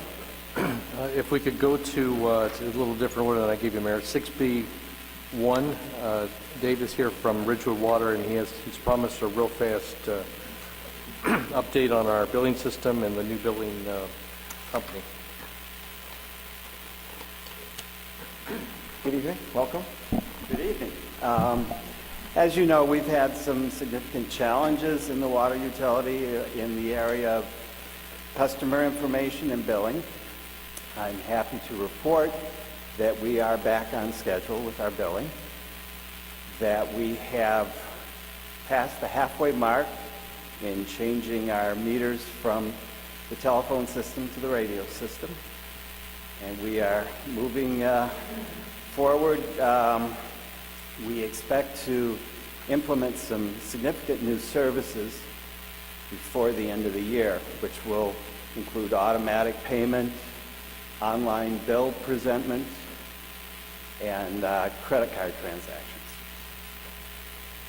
It might be useful just to spend another minute explaining what the problem was, because I know we're still getting a lot of questions as to why we got 6-month bills versus the quarterly bills. We have been using the billing service, or the same billing service for about 13 years, when last year they told us that they were going to change their software system, which was actually welcome news. The old system hadn't really been updated for that entire period of time, and we were looking forward to some improvements. The practical reality was it was not the improvement we were expecting. And since the contract with that service was up at the end of the year, we went through the process of finding a new provider. We ran into some difficulties in getting the data transferred from the old system to the new, so there was a period of time when we didn't have a system. What has happened is that we had to, because we didn't have a billing system for the first quarter of 2013, we have billed from the last reading of 2012 to the current reading for the second quarter. So, and folks they have 60 days instead of the usual. We extended the payment period from 30 days to 60 days. Okay. And for the next quarter, for the third quarter bill, which is on time, we are also extending the payment period to 45 days from 30 days. So we can help people who may not have budgeted for their water payments, give them a little cushion. Good, thanks, Steve. Questions, comments? Great, thank you, appreciate it. And then if we could go to 6C, number 1, the discussion on the lightning detection system. We have OEM director, deputy director. We have the the Parks and Recreation director here. So if there's any, that'd be great. Yeah, maybe if you can come up. This came up at our last meeting. One of the residents, Mr. Loving, pointed out that he had seen some folks out on the field, and the lightning system detection system had gone off, and we got a discussion. I just, for what it's worth, I had an opportunity. CBS News the local is doing a story on it tonight. I guess because Cresskill is voting to institute a fine, $1,000 fine, I believe, tonight.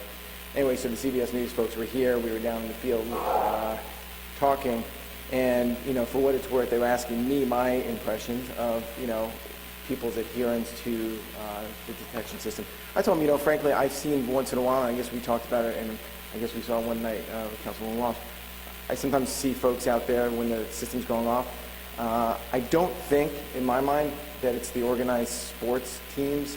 I don't think it's the coaches and umpires. They seem to get it. They seem to get it probably better than most. They understand the implications of this. But I think what we wanted you guys to do is sort of give us an update on, how the system's working, where the kinks are, what we're doing. I guess education is probably the best thing we need still to do, and any insight you can provide. So I don't know who wants to speak first. So. I can just speak for the field committee. We just had our last meeting of the summer. Councilwoman Houck was there. It was on the agenda. We do need to do more education, as I spoke to the mayor earlier tonight about it. People are signing up. There's 4 different ways they can sign up. Village website, EMS website, Department of Parks and Recreation website. These are for the alerts. If you want to sign up to the service, right. Okay? We're trying to get that out to people as part of the educational process. I do agree with you. I think it's more people, not the organized sports, people from out of town. The one instance I know of, which was recently, was the out-of-town team here at Vets, and they don't have the system in their town, and didn't vacate. I believe it was by the Little Diamond by the band show. So there is a need for more education out there. We need to work on that a little better, and we're going to keep chipping away at it. There's many towns that do it. It's safer. It's a service that makes our properties safer, is that consensus of the committee this morning. They think it's a worthy project and would like to continue with the attempt for education. The system itself, I think, is the bugs have been worked out of it. It's been pretty constant all summer. I only know of one incident at one location. It was a bulb that burnt out, but the horn went off, but the siren, the strobe light didn't go off. So it's been pretty consistent there. Great. And if one of you, maybe Tim or somebody, tell us, where we have the system right now, which fields, the 6 fields, and then what the plan is going forward.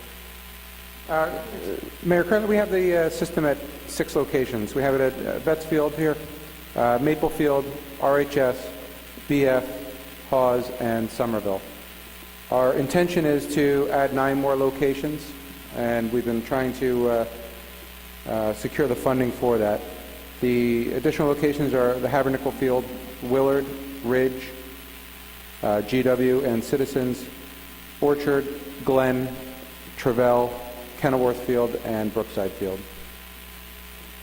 The current system that we have, the provider of the actual equipment went out of business, so we're looking at other vendors. The county recently held a bid and was looking for different vendors to come in and bid on the system. So we're waiting on the county bid to come out with the competitive pricing for the county co-op. The previous system we had, we bought off the previous county co-op. But it's just the vendor, it's not the equipment itself that's out of business.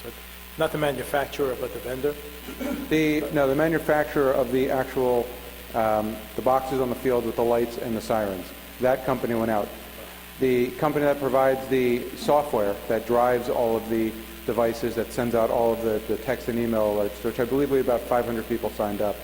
That company is still in business, and that's providing the service, and everything is still working at this point. The limitation is that we can't call the company QPS and say we'd like 9 more of those boxes that'll work on our system. So we're trying to figure out the best way to provide the system for those additional 9 locations. And can we get them serviced? That is, can we get the existing, detection equipment serviced? Right now, we're able to get them. Signal is doing the servicing. As Tim had said, we did have one bulb that burnt out, and they were able to get that bulb. Beyond that, I'm not sure what's going to happen when as the years go by and the systems start to fail, circuit boards and whatnot.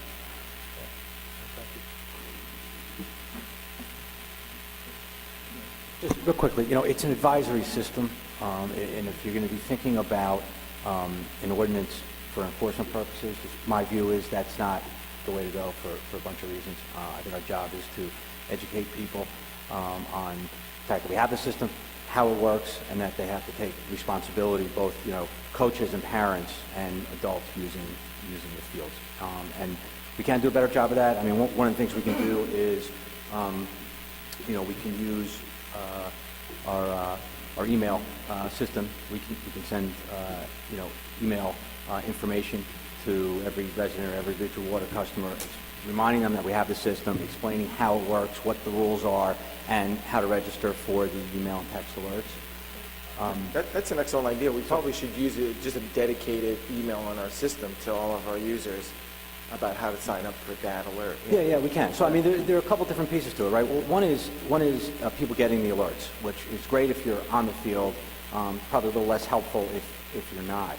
But that's one aspect. And the other aspect, and by the way, just the conversations I've had with members of the sports groups, coaches and so on, they're very good, and the umpires, about understanding the system, knowing how it works, alerting us if they think that the system's not functioning properly, and we immediately have to signal check it.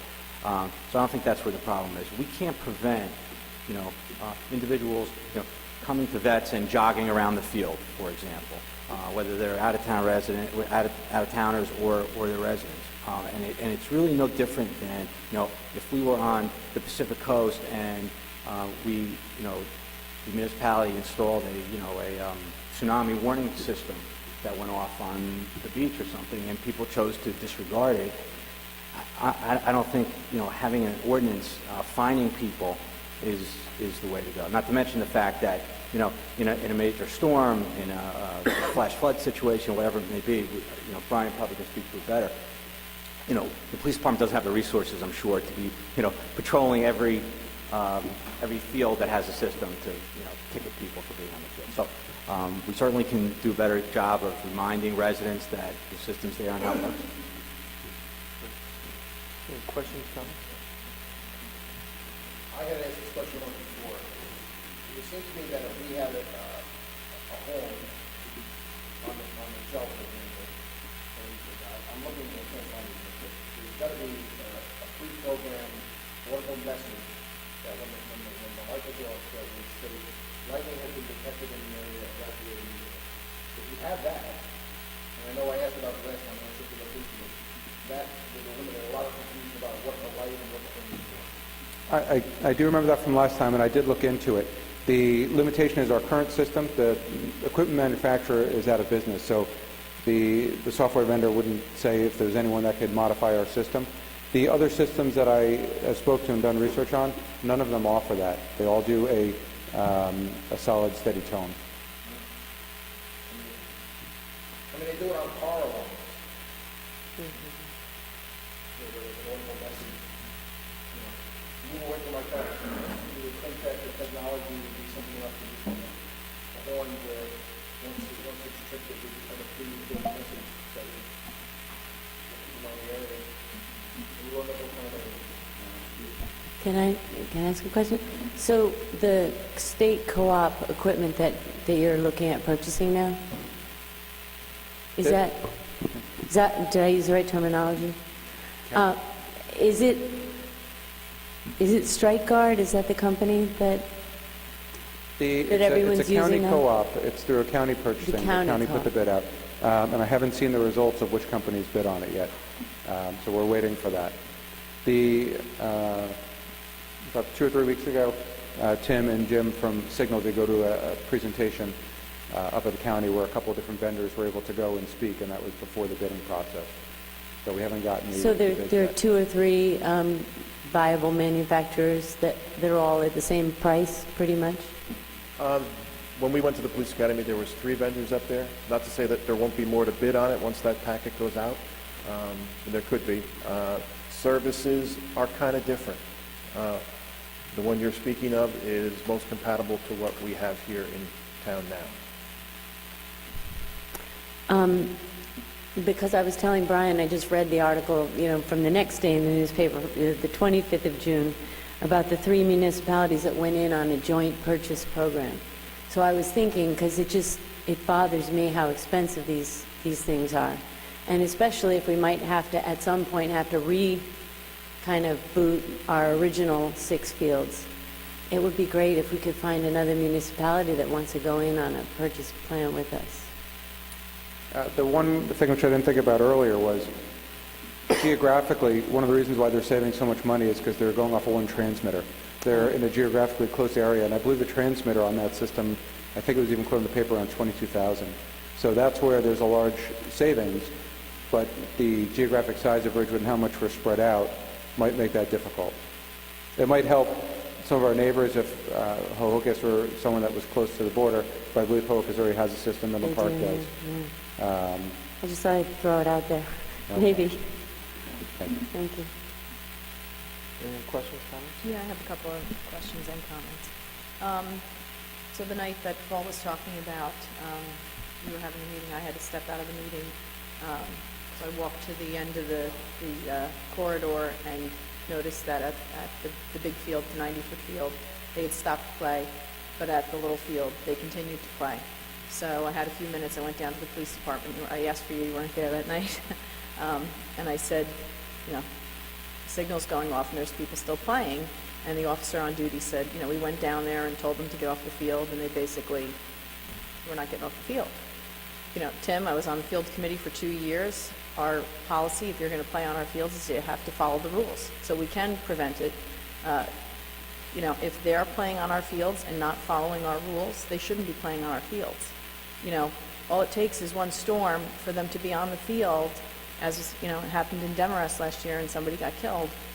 How can we as a council and as a village say, well, we told them to get off and they didn't? I mean, really, it just isn't going to work. So you know, if they are out-of-town teams, I know that the field committee was working to tell everybody, if they are out-of-town teams, they shouldn't be playing on our fields anymore if they're not going to follow our rules. You know, as far as the ordinance, you know, maybe that is the only thing that's going to have some power behind it, because again, when I went down to the police department, that was the one thing they said to me. Well, you guys didn't make an ordinance, so we can't, you know, keep going out there. So, you know, something has to be done. We have to do something. Otherwise, it's going to be, you know, could be tragic. And, you know, I'm not willing to just, you know, turn a blind eye on it. So that's my opinion on it. And I think that when the field committee reconvenes, that has to be one of the specific things they talk about. You know, if teams are coming and using our fields and not following the rules, you know, maybe one warning and then they're out. Possibility. So, my opinion. Do you have any questions? Can I just raise a couple things in response to that, Councilwoman? Sure. You know, I'm saying this both as the OEM director and as a parent with kids, you know, that are, you know, both playing travel baseball right now and weren't on the field that night. Actually, they were on other fields and they were taken off the field.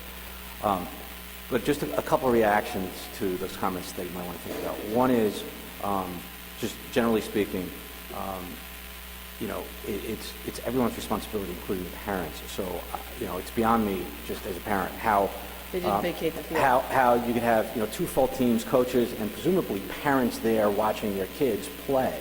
Right. And nobody said, "I'm getting my kid out of here because the thing went off." Right. So that I just don't get. But in terms of, you know, the field's use policy and enforcing it, and, you know, after a warning or whatever, banning teams from playing, I'm not quite sure how that would work if it's the first, you know, football game, for example, of the season. Who are you penalizing? The team is. The coach is barred from ever having a team on that field.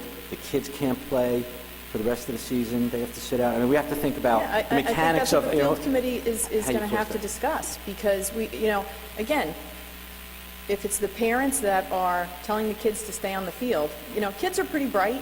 When they see the light off, I bet the kids would have wanted to get off the field. If they were taught and told, get off the field when the light is on, which every parent should be telling their kids, you know, and from what I understand, the police department went down and told the adults to get off the field, and they did not. So, you know, I can't blame the kids, they're children. I can blame the adults, and they're the ones that are coaching the teams and would be responsible. Right. So for what it's worth, that evening, I got a call from Lieutenant Amoruso, who was at the desk. I don't know if he's the one you No, he spoke wasn't to, there, but no. Must have been a different He may be night. the one that the resident spoke to at the desk. Called me and said, you know, we got this complaint that there are people on the field, the system's going off. It could have been Boyd.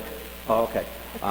You know, what should we do? And, you know, I reminded him that there's no ordinance to enforce, but, you know, operationally, that's his decision if he wants to send, you know, people out there. I can't tell him to do that.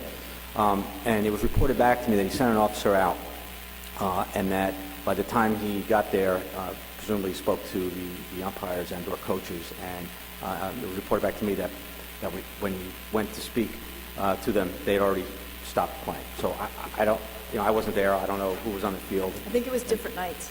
I think Boyd, it was Okay, different nights. it was different nights.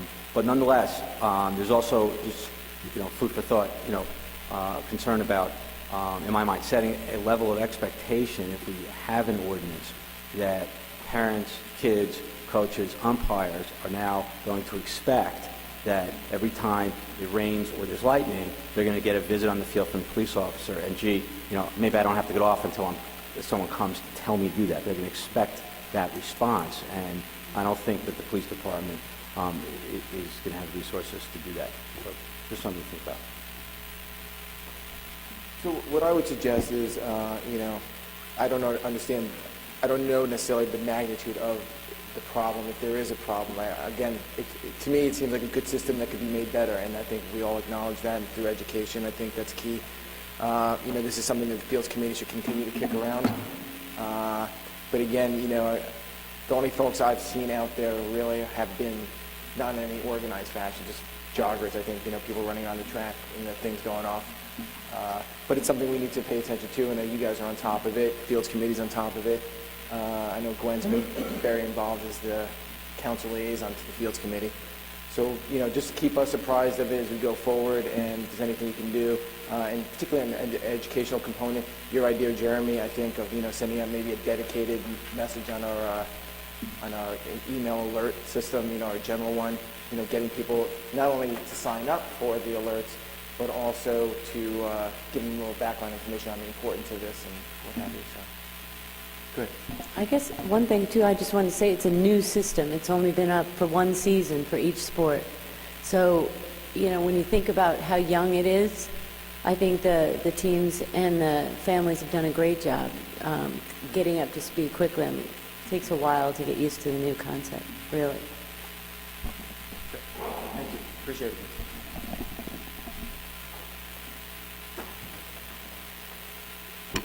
Okay, Mayor and Council, that completes the staff as best I can tell. So if we can go back to calendar. So what about B2? Oh, B2. Janet? Janet likes to stay until 11, 12, whenever she... if we can go then to 6B2, the Village Calendar Theme Suggestion 2014. The idea had been presented on the neighborhoods at the last meeting, but you were going to kind of think it through as what other ideas you might have, or if there's other discussion, so you'd ask for it to be brought forward to the next meeting. Great. So we're talking about forgotten neighborhoods, the theme of our calendar. Does anybody have any other thoughts, questions? Everybody good with it? As long as we have 12 forgotten neighborhoods, we're in good shape. Good. Okay, good. Yeah, Thank great. you. Thanks, Janet. Okay, I don't see anyone else. If we can go back to the beginning, I'll try and move these along rapidly. 6A, 1, 2, and 3 are all budgeted items, either capital or the regular budget. 6A1 was presented to you last time, and we just had the numbers and columns, and it was all turned around, so it did not make sense. This has been revised memo. And again, these are budgeted numbers that are bid approved prices. However, when their purchase is coming out of the approved budget, so it's not that they're spending this specific amount. Those are the total of the items that they're bidding on, not that we're buying all of those. So, if there's any questions on that? Questions? Nope. The second one is again approved through the capital. $2012 and 25 cubic yard sanitation trucks. There's also a component of 3 vehicles that we're turning in, and there's not much value to those vehicles. By the time we get the trucks, there's actually another year, almost a year, that'll take place, so there'll be even less value to those trade-in vehicles. We don't trade them in until we get our new vehicles. Any questions, comments?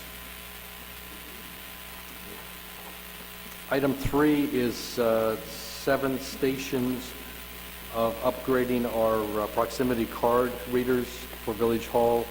I think there were 2 locations in the police department, the parking coin room, the north entrance to the first floor of Village Hall. I'm trying to think of the other locations, but I believe there were 6 or 7, and we went out to bid. This was the lowest bid and the recommended bidder. There was some documentation irregularities, but that was acceptable to the village attorney and will be corrected when the final contract is signed. Ken, could you just give like a quick explanation of why we're doing this? We have areas where it's just not advisable to have keys, and so we're attempting to get greater control over those areas. We've gone to a what's the word? Fob? I did that wrong. A fob system, and that has some problems because we're not always able to restrict users as rapidly as we want to, or keep a record as the way we want. So we're going to a key card system that would give us very good tracking on all of those rooms. Literally, only the authorized persons to go in through that room or have access to that area would be put in the computer, and on very short notice they could be taken out so that give us better security. It's been in the plan since the building was built. In fact, we're still using some of those reclaimed dollars from the original architect fees or something else. And it's just so expensive that we started to do it piecemeal. That's why there's only 7 of these, 6 or 7 doors that are being done, and it's $33,000, so it's very expensive. Any questions, comments? All right. All right, 4, we have a coffee concession that we went out to bid on. We received, I think it was 3 bids back.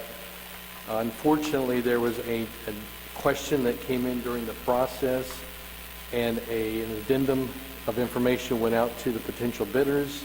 One of the potential bidders said they did not get that information. Our documentation didn't sufficiently prove that they did get it, so we're going to rebid. I think it goes out again this Friday. And unfortunately, the 2 lowest bids were close enough that it would make a difference, so we needed to do that. So we're still moving ahead on that. Questions? The work that's contemplated here is the construction work to outfit the interior of the station, to be distinguished from a separate RFP for an operator for the facility? Yes, there's what would it be, the northwest corner inside the station. There's already a roll-down window where we would be providing water to that area, sinks, electrical, drainage. There's really nothing there, so that we then could go and do an RFP for a vendor to come in and operate a coffee, whatever, session. Okay, so I'm aware of a couple of potential bidders to be the operator, and I made clear to them that this is the construction phase, not the operation Yes. phase. Any questions, comments? All right, number 5, we did the pedestrian walkway and the train station poster display advertising. Unfortunately, there was one bidder, happens to be the same bidder that, or same company that does all the advertising for NJT on the actual tracks, and they didn't comply totally with what we were trying to get in terms of financial, but they did present a proposal that is within the scope of what we were asking for in the RFP. Where it differs is we'd asked for a minimum of $4,000 of payment per month to the village. They want to just do the flat 60% of the net revenue. On the positive side, they are putting up all the frames at their cost initially. They will charge that back against our portion, but they will make the investment. And also they'll put up any of the announcements that we want to have in the Ridgewood frames. They'll put that up and maintain them as we provide them, as we make the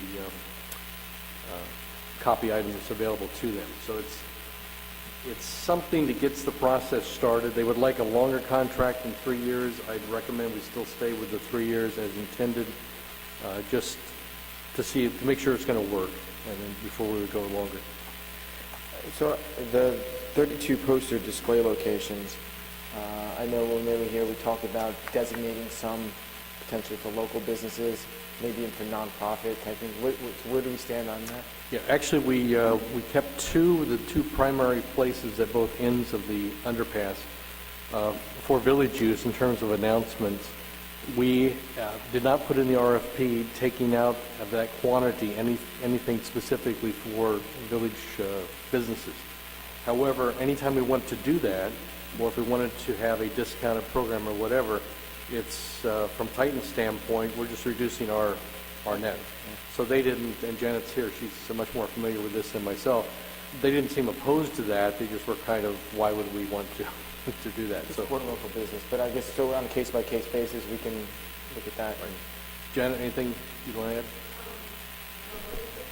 Come up, okay, come up so that we can hear you, thanks. Come on down.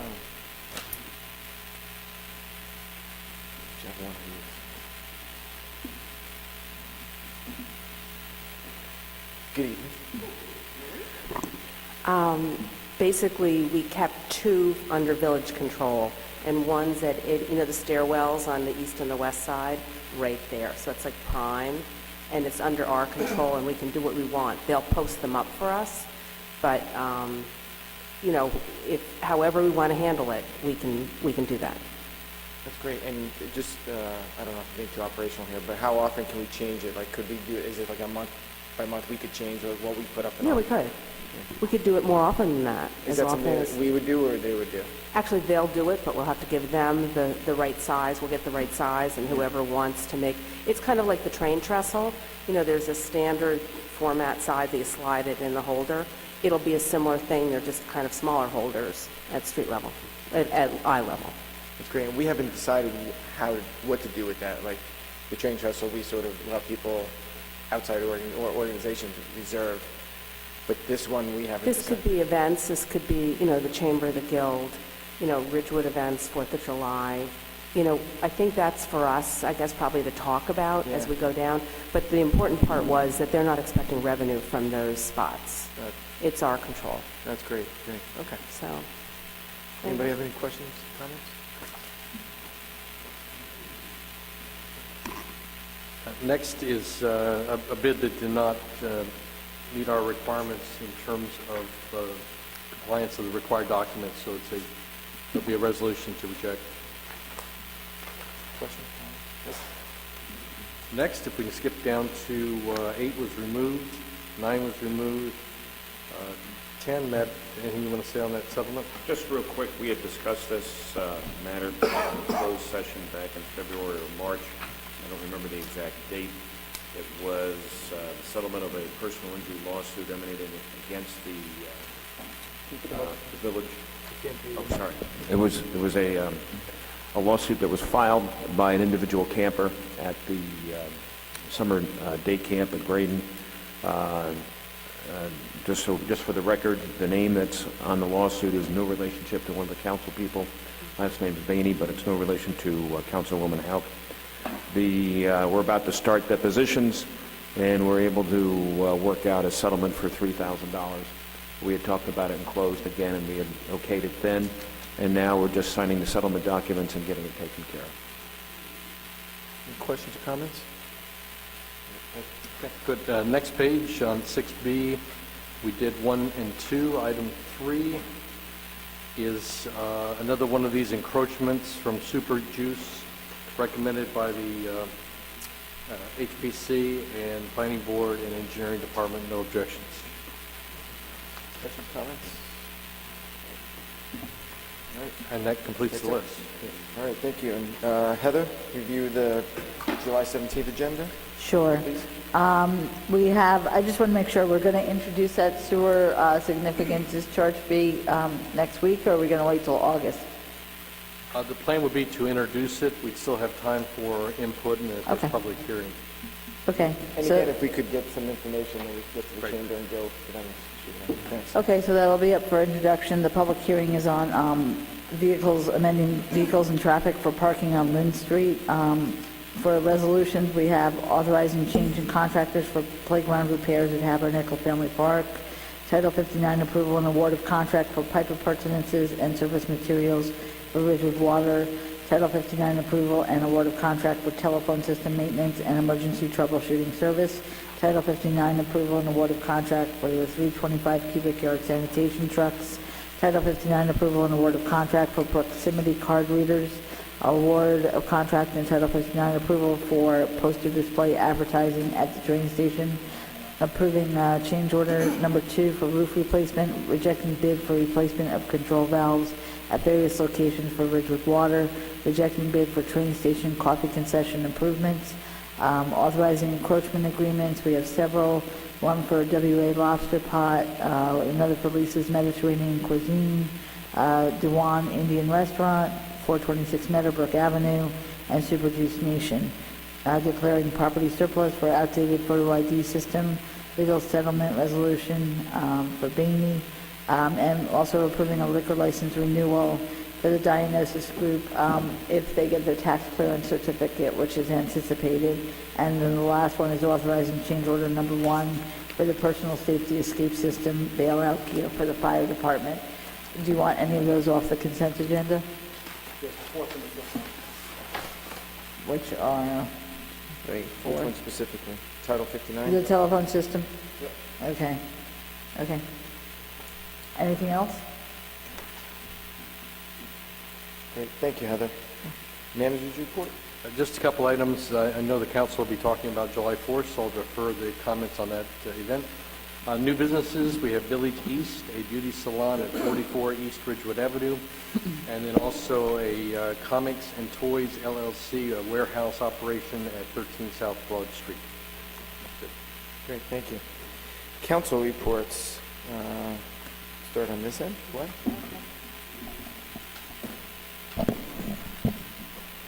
Sorry, 1 second. Fields Committee meeting was early this morning. We talked about the condition of the fields in Ridgewood and rehabbing and preparing them for the fall while there's a break in the summer. That's normal. Talked about price quotes for permanent lights on Maple Field in case someone steps forward to lead that project. We continue the discussion of the poor condition of the Habernickel ball fields, and we have been having a discussion with a private citizen who's offered a challenge grant to the village to try and help improve the condition of sports fields by doing a matching grant or a matching challenge from his foundation. He's appalled by the condition of our fields in our town and thinks that if maybe he offers an incentive, it would help raise money.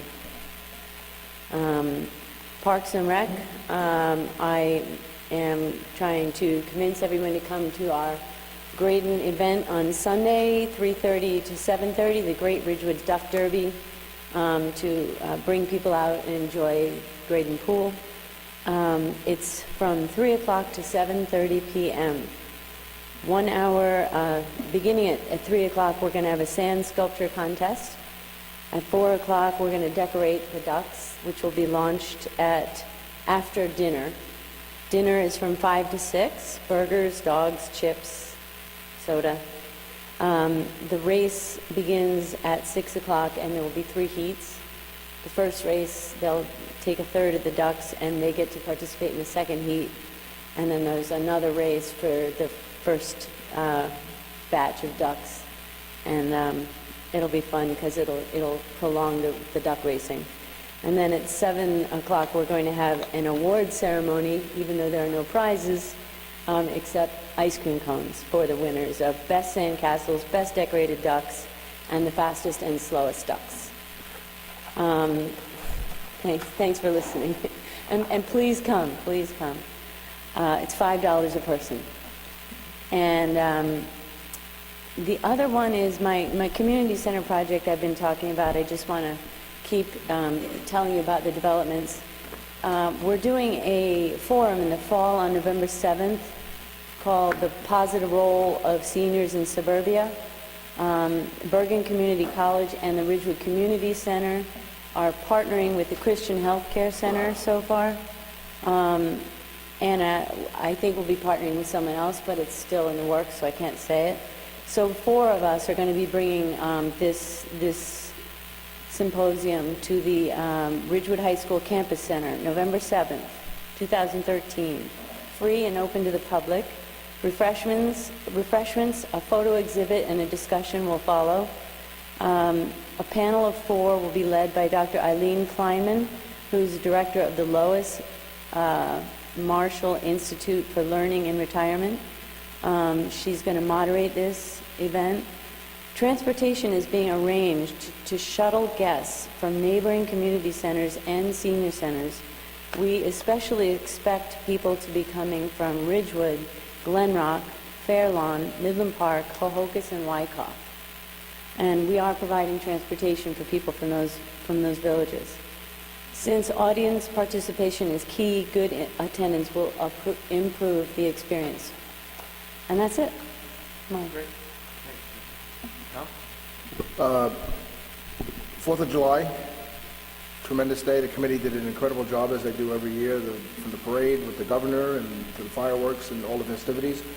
The 4th of July committee had talked about and put together a video of the entire day and the events and interviews with certain people along the route and so on and so forth. And they've asked that the to come to the council meeting so they can show that video. I think it's before, everybody's got a copy of it, I think. So we'd like to invite them there if we could. Did you get a copy of that already? Yeah, I'll make sure we get it. Yeah, it just went out today. And they're going to kind of use it as a recruitment tool to get more people to volunteer for the 4th of July committee because they need all the help they can get every year. Meetings will start again very shortly, planning for 2014, and it was a fabulous day. So we'll have them in, we'll show the video, and hopefully get some volunteers. That's it. Yes, with or without the governor, I mean, the committee really did an amazing a job on the 4th of July festivities. 3 brief reports. One is the Financial Advisory Committee met informally, purely social gathering at my home on July 3rd with partners and spouses just to get to know each other, and then Nancy Johansson assumed the chair of that committee and has circulated dates for meetings this summer, so they'll be starting their work in earnest now. Second, concerning the Village Garage, our ad hoc committee is commissioning Chris Rudershauser in response to the positive indications from Glenrock to consider a conceptual plan for a facility that could accommodate the needs of both communities. And to do that, he'll have to work with his counterpart in Glenrock and to see how it would fit on the available property that is owned by the Village of Ridgewood, but in the within the borders of Glenrock. So we will look to Chris for a preliminary plan that hopefully can be accommodated on that site and accommodate the needs of both communities. Third, in respect to the planning board, Mayor also